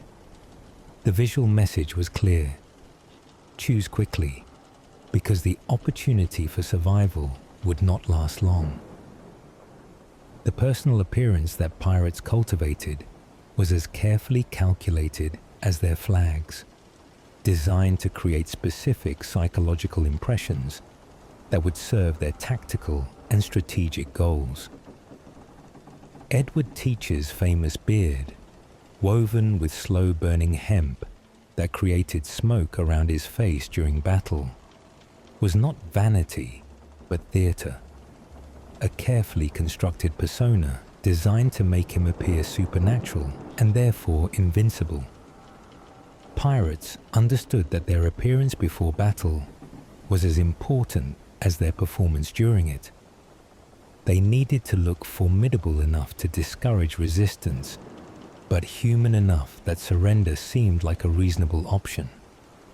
The balance was delicate, too frightening, and enemies might fight to the death in despair.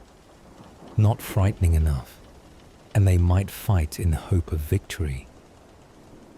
The clothing that pirates chose for combat was often deliberately theatrical, designed to create visual impact rather than provide practical protection. Bright colors, exotic fabrics, and unusual accessories all served to make pirates appear larger than life, more dangerous than ordinary criminals, worthy of the fear and respect that their operations required. The weapons that pirates displayed were selected as much for psychological as practical impact. A cutlass was effective in close combat, but its curved blade and exotic appearance also marked its bearer as someone who lived outside the normal boundaries of civilization. Pistols were useful in battle, but the practice of carrying multiple loaded weapons created a visual impression of overwhelming firepower. Some pirates carried weapons that had no practical combat value, but served important psychological functions. Axes, knives, and other edged tools created impressions of savage violence that could persuade enemies to surrender rather than face the imagined brutalities that such weapons suggested. The key was to display enough weaponry to appear invincible without carrying so much that movement became impossible. The maintenance and display of weapons was another aspect of pirate theatre. Weapons were kept in perfect condition, not just for practical reasons, but because their appearance communicated messages about their owner's competence and dedication to violence. A pirate whose weapons were well maintained was clearly someone who took his profession seriously and was prepared to use his tools effectively. The tactical approach that pirates used when closing with potential prizes was choreographed as carefully as any stage performance.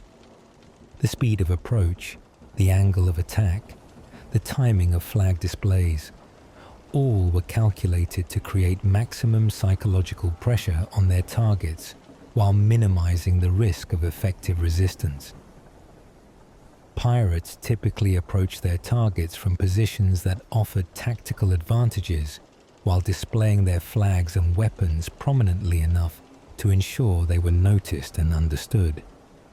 The goal was to create a sense of inevitable defeat in the minds of their enemies, making resistance seem futile while surrender appeared to offer reasonable hope of survival. The verbal communication that accompanied these approaches was equally important. Pirates had developed specialized vocabulary for these encounters, phrases designed to communicate their intentions clearly while maintaining the psychological pressure that their appearance had created. "Strike your colors and prepare to be boarded" was not just an instruction, but a script that both parties understood, a ritual that allowed surrender without complete loss of dignity. The actual boarding of captured vessels was the climax of the psychological performance that pirates had been conducting, the moment when their carefully constructed reputation either proved its effectiveness or revealed its limitations.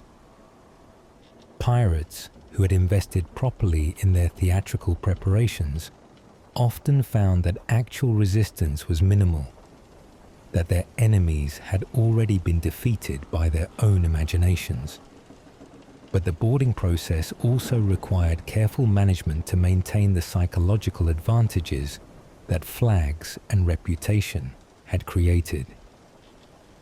Pirates needed to appear formidable enough to discourage any thoughts of resistance, while demonstrating enough restraint to prove that surrender had been the correct choice. The balance was crucial. Too much violence would create martyrs. Too little would suggest weakness. The treatment of prisoners immediately after capture was perhaps the most important aspect of pirate psychology. Prisoners who were treated according to the terms that pirate flags and reputation had promised were likely to spread word of pirate reliability, making future captures easier. Prisoners who were treated worse than expected would spread stories that might make future enemies more likely to fight desperately rather than surrender hopefully. The interrogation of prisoners provided pirates with opportunities to reinforce their psychological dominance while gathering intelligence that would make future operations more effective. The questions that pirates asked and the manner in which they asked them were designed to establish their competence and professionalism, while extracting information about cargo, destinations, and other vessels in the area. Pirates who conducted these interrogations skillfully could often learn more from their prisoners than the prisoners intended to reveal. By demonstrating detailed knowledge of commercial practices, shipping schedules, and colonial politics, pirates could convince their prisoners that resistance would be futile because pirates possess superior intelligence and organization. The information gathered during these interrogations was not just tactically valuable, but strategically important. Learning about cargo manifests, allowed pirates to evaluate the success of their captures and plan future operations. Understanding shipping schedules helped them position themselves to intercept the most valuable targets. Knowledge of colonial defenses and naval deployments allowed them to avoid dangerous encounters while seeking profitable opportunities. The stories that spread about pirate encounters were as important as the encounters themselves, creating the psychological atmosphere that made future operations more effective. Pirates understood that every interaction with prisoners, every display of mercy or violence, every demonstration of competence or incompetence would be reported and embellished as it spread through maritime communities. The most successful pirates were those who managed their reputations most carefully, ensuring that the stories told about them served their tactical and strategic purposes. A reputation for keeping promises made surrender more attractive to future targets. A reputation for treating prisoners well encouraged cooperation during interrogations. A reputation for overwhelming competence discouraged resistance by making defeat seem inevitable. But pirates also had to manage the negative aspects of their reputations, ensuring that stories about their activities did not provoke responses that would make their operations more difficult. Accounts of excessive cruelty might discourage surrender by making it seem pointless. Reports of internal conflicts might suggest vulnerability that enemies could exploit. Evidence of weakness or incompetence might encourage resistance by making victory seem possible. The psychological impact of piracy extended far beyond individual encounters to influence the behavior of entire colonial societies. Merchants adjusted their shipping schedules and routes to avoid known pirate operating areas. Passengers paid premium prices for passage on vessels that were rumored to be better defended. Colonial governments diverted resources from productive purposes to defensive measures designed to counter pirate threats. The mere possibility of pirate attack created economic inefficiencies that reduced imperial profits even when no actual attacks occurred. Insurance rates increased to cover pirate risks, shipping schedules were delayed by defensive precautions, and trade routes were abandoned or relocated to avoid areas where pirates were known to operate. Pirates had imposed costs on imperial commerce without firing a shot or capturing a single vessel.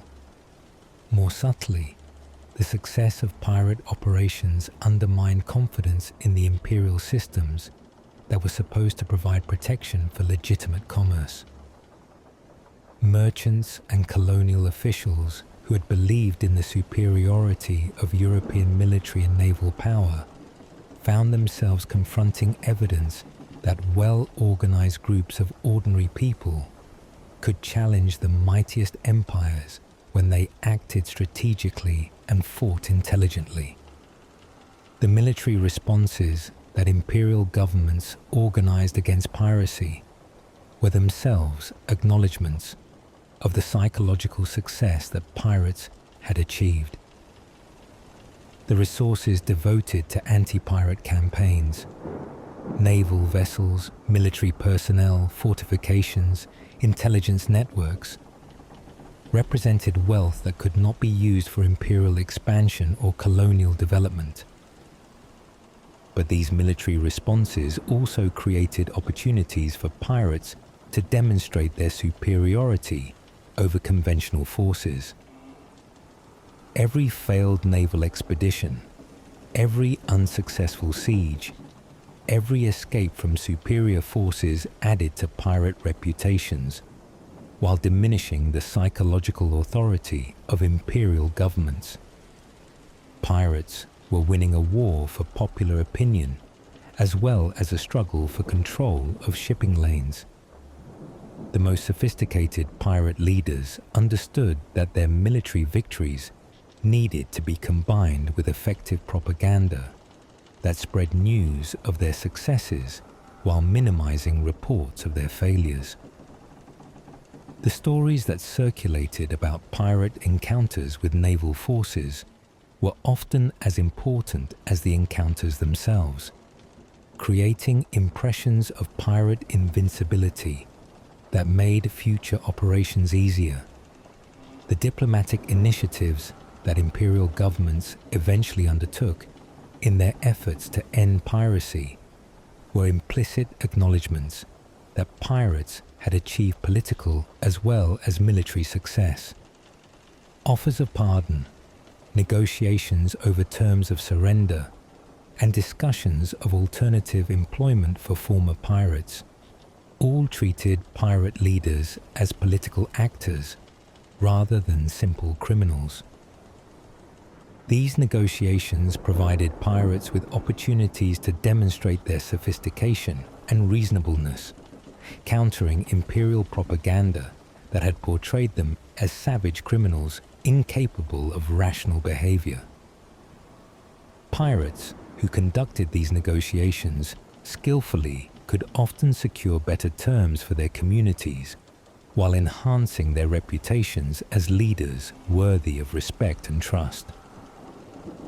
The success of these diplomatic efforts depended partly on pirates' ability to maintain psychological pressure even during peaceful negotiations. Imperial representatives needed to believe that they were dealing with formidable opponents who possessed real alternatives to negotiated settlement, not desperate criminals who had been driven to surrender by military pressure.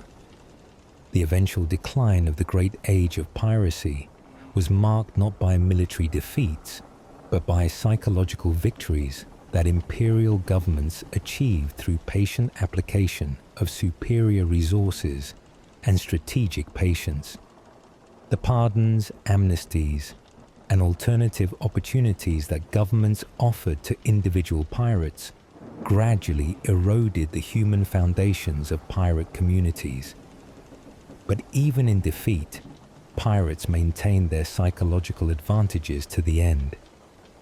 The stories that were told about the last great pirate captains, Bartholomew Roberts, Edward Lowe, Charles Vane, emphasized their courage, competence, and loyalty to their crews rather than their ultimate failure.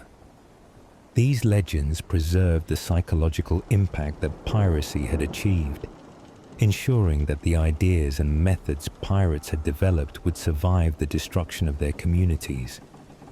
The theatrical methods that pirates had perfected, the use of symbols, reputation, and psychological pressure to achieve strategic goals, became part of the permanent intellectual heritage of resistance movements throughout the Atlantic world. Later revolutionaries would adopt pirate methods of propaganda and psychological warfare, adapting them to different circumstances and different opponents. The flags and symbols that pirates had created became templates for later movements that needed to communicate complex messages to diverse audiences. The techniques of reputation management that pirates had developed influenced political and military leaders who understood that popular opinion was as important as military capability in determining the outcomes of conflicts. Most importantly, pirates had demonstrated that psychological warfare could be more effective than physical violence, that carefully constructed performances could achieve results that brute force could not accomplish, and that ordinary people possessed the intelligence and creativity necessary to challenge the most sophisticated opponents when they understood the importance of winning hearts and minds as well as tactical engagements. The theater of terror that pirates had perfected was not simply cruelty disguised as entertainment, but strategic communication designed to minimize violence while maximizing political impact. They had shown that flags could be more powerful than cannons, that stories could be more influential than battles, and that the human imagination could be either the most valuable ally or the most dangerous enemy in any conflict between organized groups. In the end, the flags that pirates flew and the performances they staged were more lasting than the treasure they captured or the ships they sank. These symbols and stories became part of the collective memory of the Atlantic world, preserving the knowledge that alternative forms of authority were possible and that ordinary people possessed the capability to challenge the most powerful institutions of their time when they acted collectively and fought intelligently. The empire they robbed was not just Spanish galleons or English plantation wealth, but the monopoly on legitimate violence and psychological authority that empires claimed for themselves. In proving that these monopolies could be challenged successfully, pirates had opened possibilities that would influence resistance movements for generations to come. Part 7. The Pirate Hunt. When the world turned against them. By 1720, the great experiment in alternative society that pirates had conducted was drawing to a close, not through any single decisive battle, but through the patient application of overwhelming resources by empires that had finally recognized the true nature of the threat they faced. The problem was not that pirates stole treasure. Treasure could be replaced. The problem was that pirates had proven alternative forms of social organization could work, and that knowledge was more dangerous than any weapon. The imperial response, when it finally came, was systematic and ruthless. King George I's proclamation of 1717 offered pardons to pirates who surrendered before a specified date, but it also promised death to those who continued their activities. More importantly, it authorized colonial governors to use any means necessary to eliminate pirate communities, making it clear that this was not a police action against individual criminals, but a war against alternative societies that threatened the foundations of imperial order. The bounty system that imperial governments established transformed pirate hunting from a public duty into a private enterprise. Dead or alive, the most notorious pirate captains were worth fortunes to anyone who could deliver them to colonial authorities. Bartholomew Roberts's head was worth £400, more than most colonial officials earned in several years. Edward Teach commanded a bounty of £100, while lesser captains might be worth £20 or £30 each. These bounties created powerful incentives for betrayal within pirate communities. Former allies became potential enemies. Trusted crew members might be calculating whether their captain's friendship was worth more than his bounty. And the bonds of brotherhood that had held pirate societies together began to fray under the pressure of imperial gold. The psychological impact was immediate and devastating. Pirates who had trusted each other with their lives now had to consider whether their companions might be planning to sell them for reward money. The democratic governance that had been one of piracy's greatest strengths became a weakness when every crew member had to be considered a potential informant. The naval campaign that accompanied the bounty system was unlike anything that had been attempted before. Rather than relying on individual naval vessels to hunt pirates opportunistically, imperial governments organized systematic campaigns designed to eliminate pirate bases and destroy the infrastructure that supported pirate operations. Captain Woodes Rogers' expedition to Nassau in 1718 was the prototype for these operations. Rogers arrived not just with naval vessels and troops, but with explicit authority to establish legitimate government in the Bahamas, to offer pardons to pirates who surrendered, and to execute those who refused to abandon their alternative society. The sophistication of Rogers's approach revealed how much imperial authorities had learned about the nature of the pirate threat. This was not an expedition to capture criminals, but a campaign to eliminate an alternative state that had challenged imperial authority through its very existence. Rogers understood that military victory would be meaningless unless it was followed by the complete transformation of the social and economic conditions that had made pirate society possible. The response of pirate communities to these campaigns revealed both the strengths and limitations of democratic governance under extreme pressure. The assemblies that had served pirates well during their years of success now had to confront impossible choices, surrender and accept the destruction of everything they had built, or resist and face annihilation by forces they could not hope to defeat. At Nassau, the Great Pirate Assembly of 1718 debated these alternatives for days. Benjamin Hornigold argued for accepting Rogers's offer of pardon, pointing out that continued resistance would only lead to the destruction of their community and the deaths of its members. Charles Vane countered that surrender would legitimize imperial authority and betray the principles for which they had fought. The decision to divide, with some pirates accepting pardons while others continued resistance, was characteristically democratic, but strategically disastrous.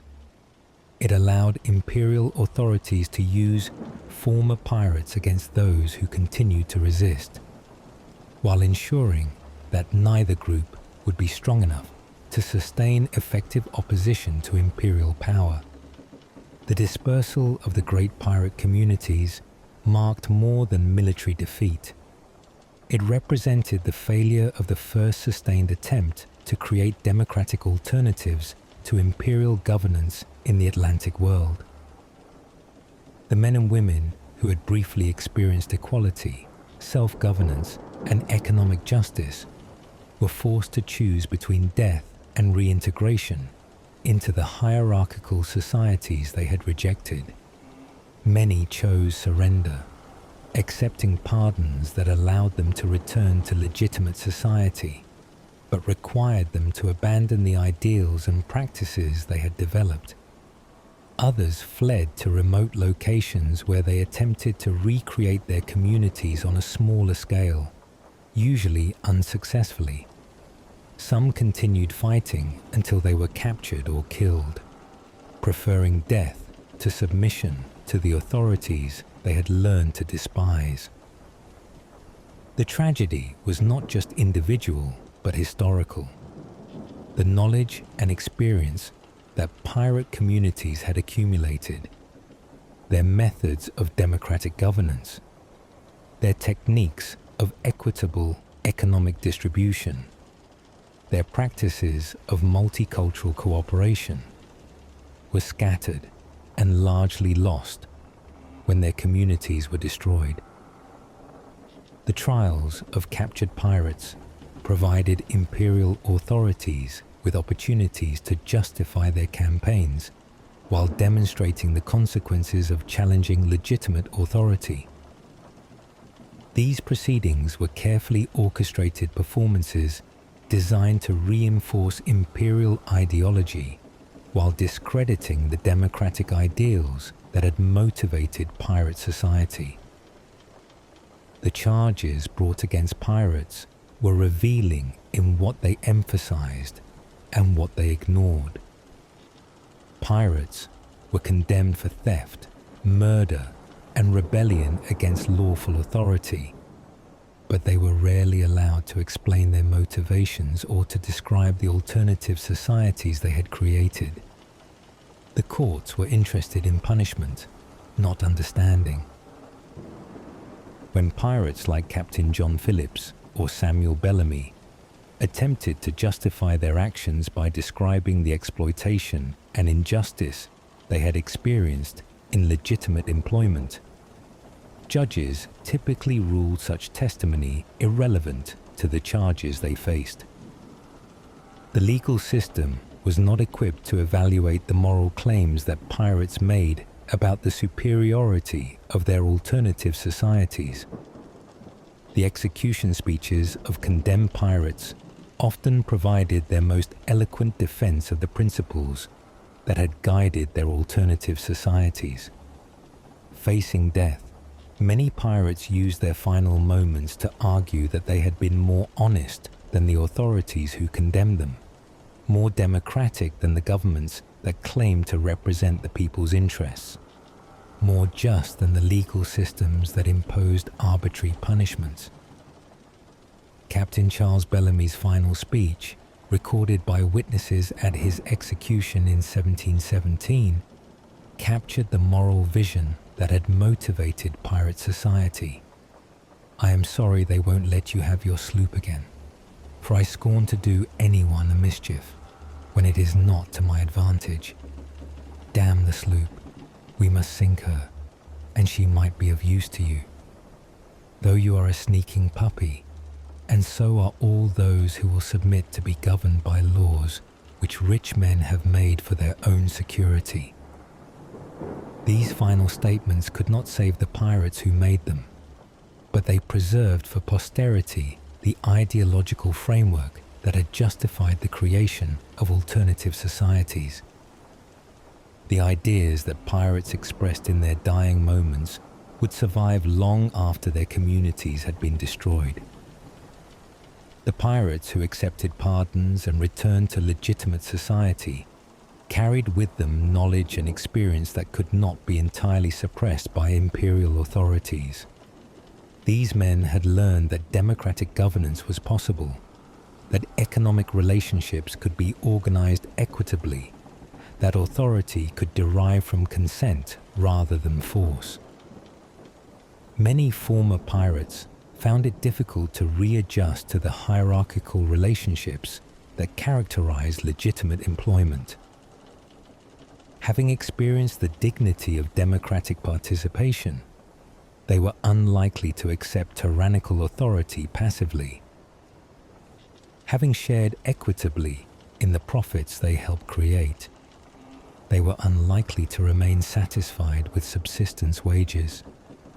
The influence of these former pirates on legitimate maritime culture was gradual but significant. They brought with them practices of collective decision-making, expectations of fair treatment, and concepts of workers' rights that slowly spread through the broader maritime community. The democratic ideals that had flourished in pirate society found new expression in the labor organizing efforts and political movements that would emerge in later generations. Part 8. What remains? Piracy in memory and myth. The death of the last great pirate captains in the 1720s marked the end of piracy as an organized challenge to imperial authority, but it also marked the beginning of piracy as a cultural phenomenon that would influence human imagination for centuries to come. The communities that had been destroyed by imperial force were reborn as legends, their democratic ideals preserved in stories that made their way into popular culture throughout the Atlantic world. The transformation began almost immediately. A general history of the pirates, published in 1724 under the pseudonym Captain Charles Johnson, created the literary template that would shape popular understanding of piracy for generations. But the book did more than simply record the exploits of famous pirates. It preserved many of the democratic ideals and practices that had characterized pirate society, embedding them in adventure narratives that would reach audiences far beyond the maritime communities where these ideals had originated. The pirates of literature were different from their historical counterparts, more violent, more individualistic, less concerned with social justice, but they retained enough of the original democratic spirit to keep alive the possibility that alternative forms of social organization were both possible and desirable. The Robin Hood myth that surrounded literary pirates reflected genuine memories of communities that had challenged wealth and power on behalf of ordinary people. The songs and stories that preserved pirate memory were more faithful to historical reality than the literary accounts that gained wider circulation. In the taverns and boarding houses where sailors gathered, former pirates and their descendants continued to share memories of democratic governance, equitable distribution of wealth, and multicultural cooperation. These oral traditions preserved practical knowledge about alternative forms of organization that would prove valuable to later generations of workers and activists.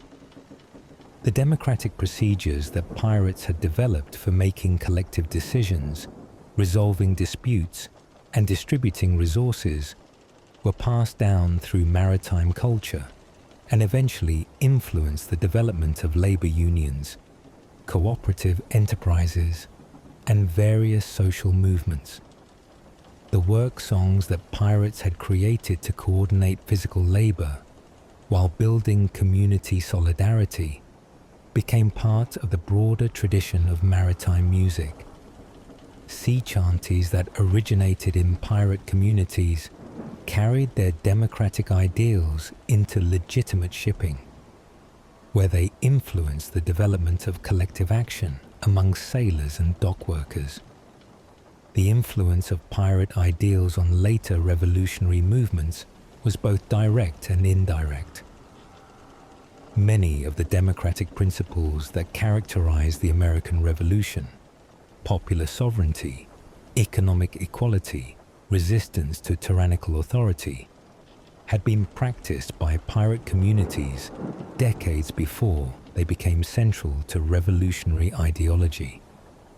The Boston Tea Party of 1773 was organized according to methods that pirates had pioneered, disguised to avoid individual responsibility, collective action to achieve political goals, destruction of property to protest unjust policies.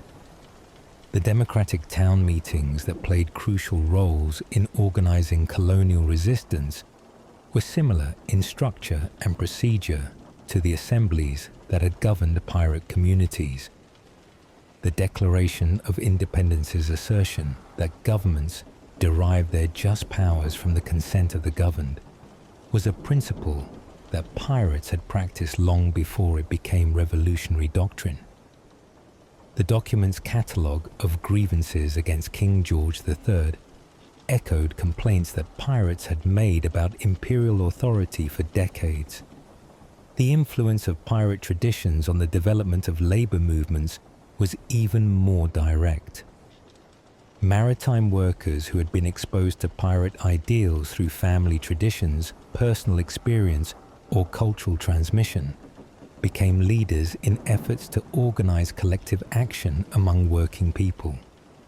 The concept of brotherhood that had bound pirate crews together was adapted by labor organizers who used similar language to create solidarity among workers from different backgrounds. The democratic procedures that pirates had used for making collective decisions were adopted by early labor unions that needed methods for reaching consensus among diverse memberships. The economic principles that had governed pirate society, equitable distribution of profits, democratic control of work processes, collective responsibility for individual welfare, became central demands of labor movements throughout the 19th and 20th centuries. The idea that workers should share in the wealth they created had been practiced by pirates long before it became a cornerstone of socialist ideology. The digital age has created new contexts for the application of pirate ideals, though often in ways that their historical originators might not recognize. The concept of piracy has been extended to include various forms of unauthorized copying and distribution of intellectual property, creating new communities of people who challenge traditional concepts of ownership and control. Digital pirates who share music, movies, and software often use language and methods that echo their historical predecessors. They operate in decentralized networks that resist centralized control. They share resources according to principles of mutual aid, and they justify their activities by arguing that information should be freely available, rather than restricted by artificial scarcities created by corporate monopolies.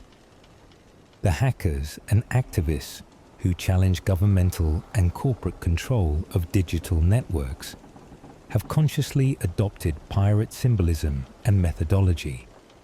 Organizations like the Pirate Bay and various pirate parties explicitly connect their activities to the historical tradition of piracy, arguing that they are continuing the fight against monopolistic control of resources that should belong to everyone.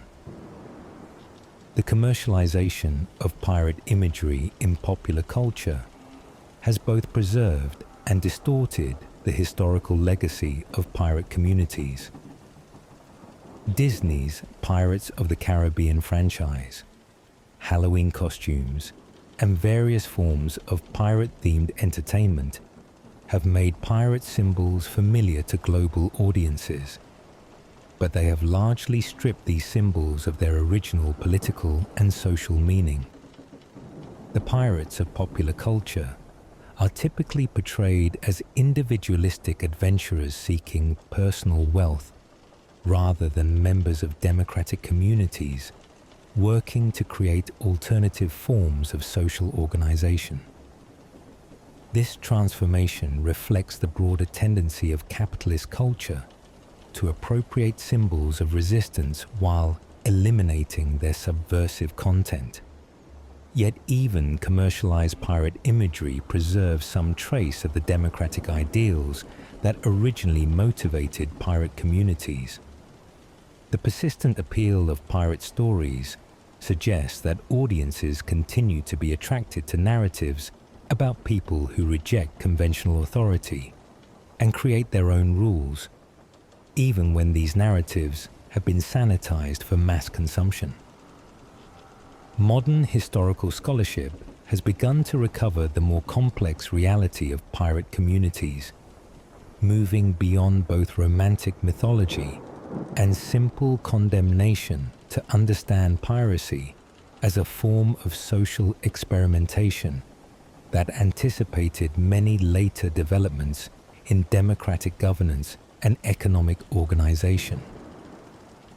Historians like Marcus Rediker, Peter Linebaugh, and Colin Woodard have demonstrated that pirate communities were among the most egalitarian and democratic societies of their time, challenging traditional narratives that portrayed them as simply criminal enterprises. This scholarship has revealed the sophisticated political and economic institutions that pirates developed and their influence on subsequent movements for social justice. The recognition of piracy as a form of social experimentation has implications that extend beyond historical understanding to contemporary political and economic debates. The democratic methods that pirates use to govern their communities, the equitable principles they apply to economic distribution, and the multicultural cooperation they achieved offer lessons that remain relevant to modern efforts to create more just and sustainable forms of social organization. Contemporary environmental movements have found inspiration in pirate traditions of resistance to corporate exploitation of natural resources. Organizations like Sea Shepherd and Greenpeace have consciously adopted pirate methods and symbolism in their campaigns against commercial fishing, whaling, and other forms of maritime resource extraction. These modern environmental pirates argue that they are continuing the historical tradition of challenging illegitimate authority and protecting common resources from privatization and destruction. Their use of direct action, international networks, and maritime tactics explicitly connects them to their historical predecessors who challenged imperial control of oceanic resources. The parallels are not merely symbolic, but strategic. Like their historical predecessors, environmental activists operate in international waters where traditional governmental authority is limited. Like historical pirates, they use superior knowledge of maritime conditions and greater organizational flexibility to challenge larger and more powerful opponents. The globalization of resistance movements in the 21st century has created new opportunities for the application of pirate ideals to contemporary struggles for social justice. The decentralized networks that characterize modern activism echo the organizational structures that pirates developed to coordinate activities across vast geographic areas. The principle of solidarity that bound pirate crews together, despite differences of nationality, race, and background, has been adopted by global justice movements that seek to unite people from different cultures and circumstances in common cause against economic exploitation and political oppression. The democratic decision-making processes that pirates use to govern their communities have influenced the consensus-based methods that many contemporary activist organizations use to reach collective decisions. The economic critique that motivated pirate attacks on imperial shipping has been updated and applied to contemporary campaigns against corporate globalization, tax avoidance, and various forms of economic inequality. Modern activists who challenge the concentration of wealth and power in the hands of multinational corporations are continuing the struggle that pirates began against the imperial trading companies of the 18th century. Even the aesthetic legacy of piracy continues to influence contemporary culture in ways that preserve traces of its original democratic ideals. Pirate-inspired fashion, loose-fitting clothing, practical accessories, rejection of formal dress codes, has been adopted by various subcultures that seek to express rejection of conventional social hierarchies. The DIY, do-it-yourself, movement that characterizes many contemporary youth cultures shares pirate traditions of self-sufficiency and collective resource sharing. The punk and hip-hop cultures that have adopted pirate symbolism use it to express similar values of resistance to authority and commitment to alternative forms of community organization. The maker movement that emphasizes collaborative production and open-source design principles echoes the cooperative work practices that characterize pirate communities. Modern makers who share designs freely, collaborate on projects across traditional boundaries, and challenge intellectual property restrictions are applying pirate principles to contemporary technological and economic conditions. The persistence of pirate influence across 3 centuries of social and technological change suggests that the ideals they represented, democracy, equality, cooperation, resistance to illegitimate authority, address fundamental human needs that transcend specific historical circumstances. The methods they developed for creating alternative communities continue to inspire people who seek to organize society according to principles of justice and mutual aid. The failure of pirate communities to achieve permanent success does not diminish the significance of their achievements or the relevance of their example to contemporary struggles. They demonstrated that alternative forms of social organization were possible, that ordinary people possessed the intelligence and capability to govern themselves democratically, and that resistance to oppressive authority could create genuine improvements in human welfare. That's the end of tonight's documentary. Thank you for listening. If you enjoyed it, please consider liking and subscribing. And if there's a topic you'd like us to cover, leave a comment below. You can also explore more lucid experiences, linked just beneath this video. Sleep well, and we'll see you next time.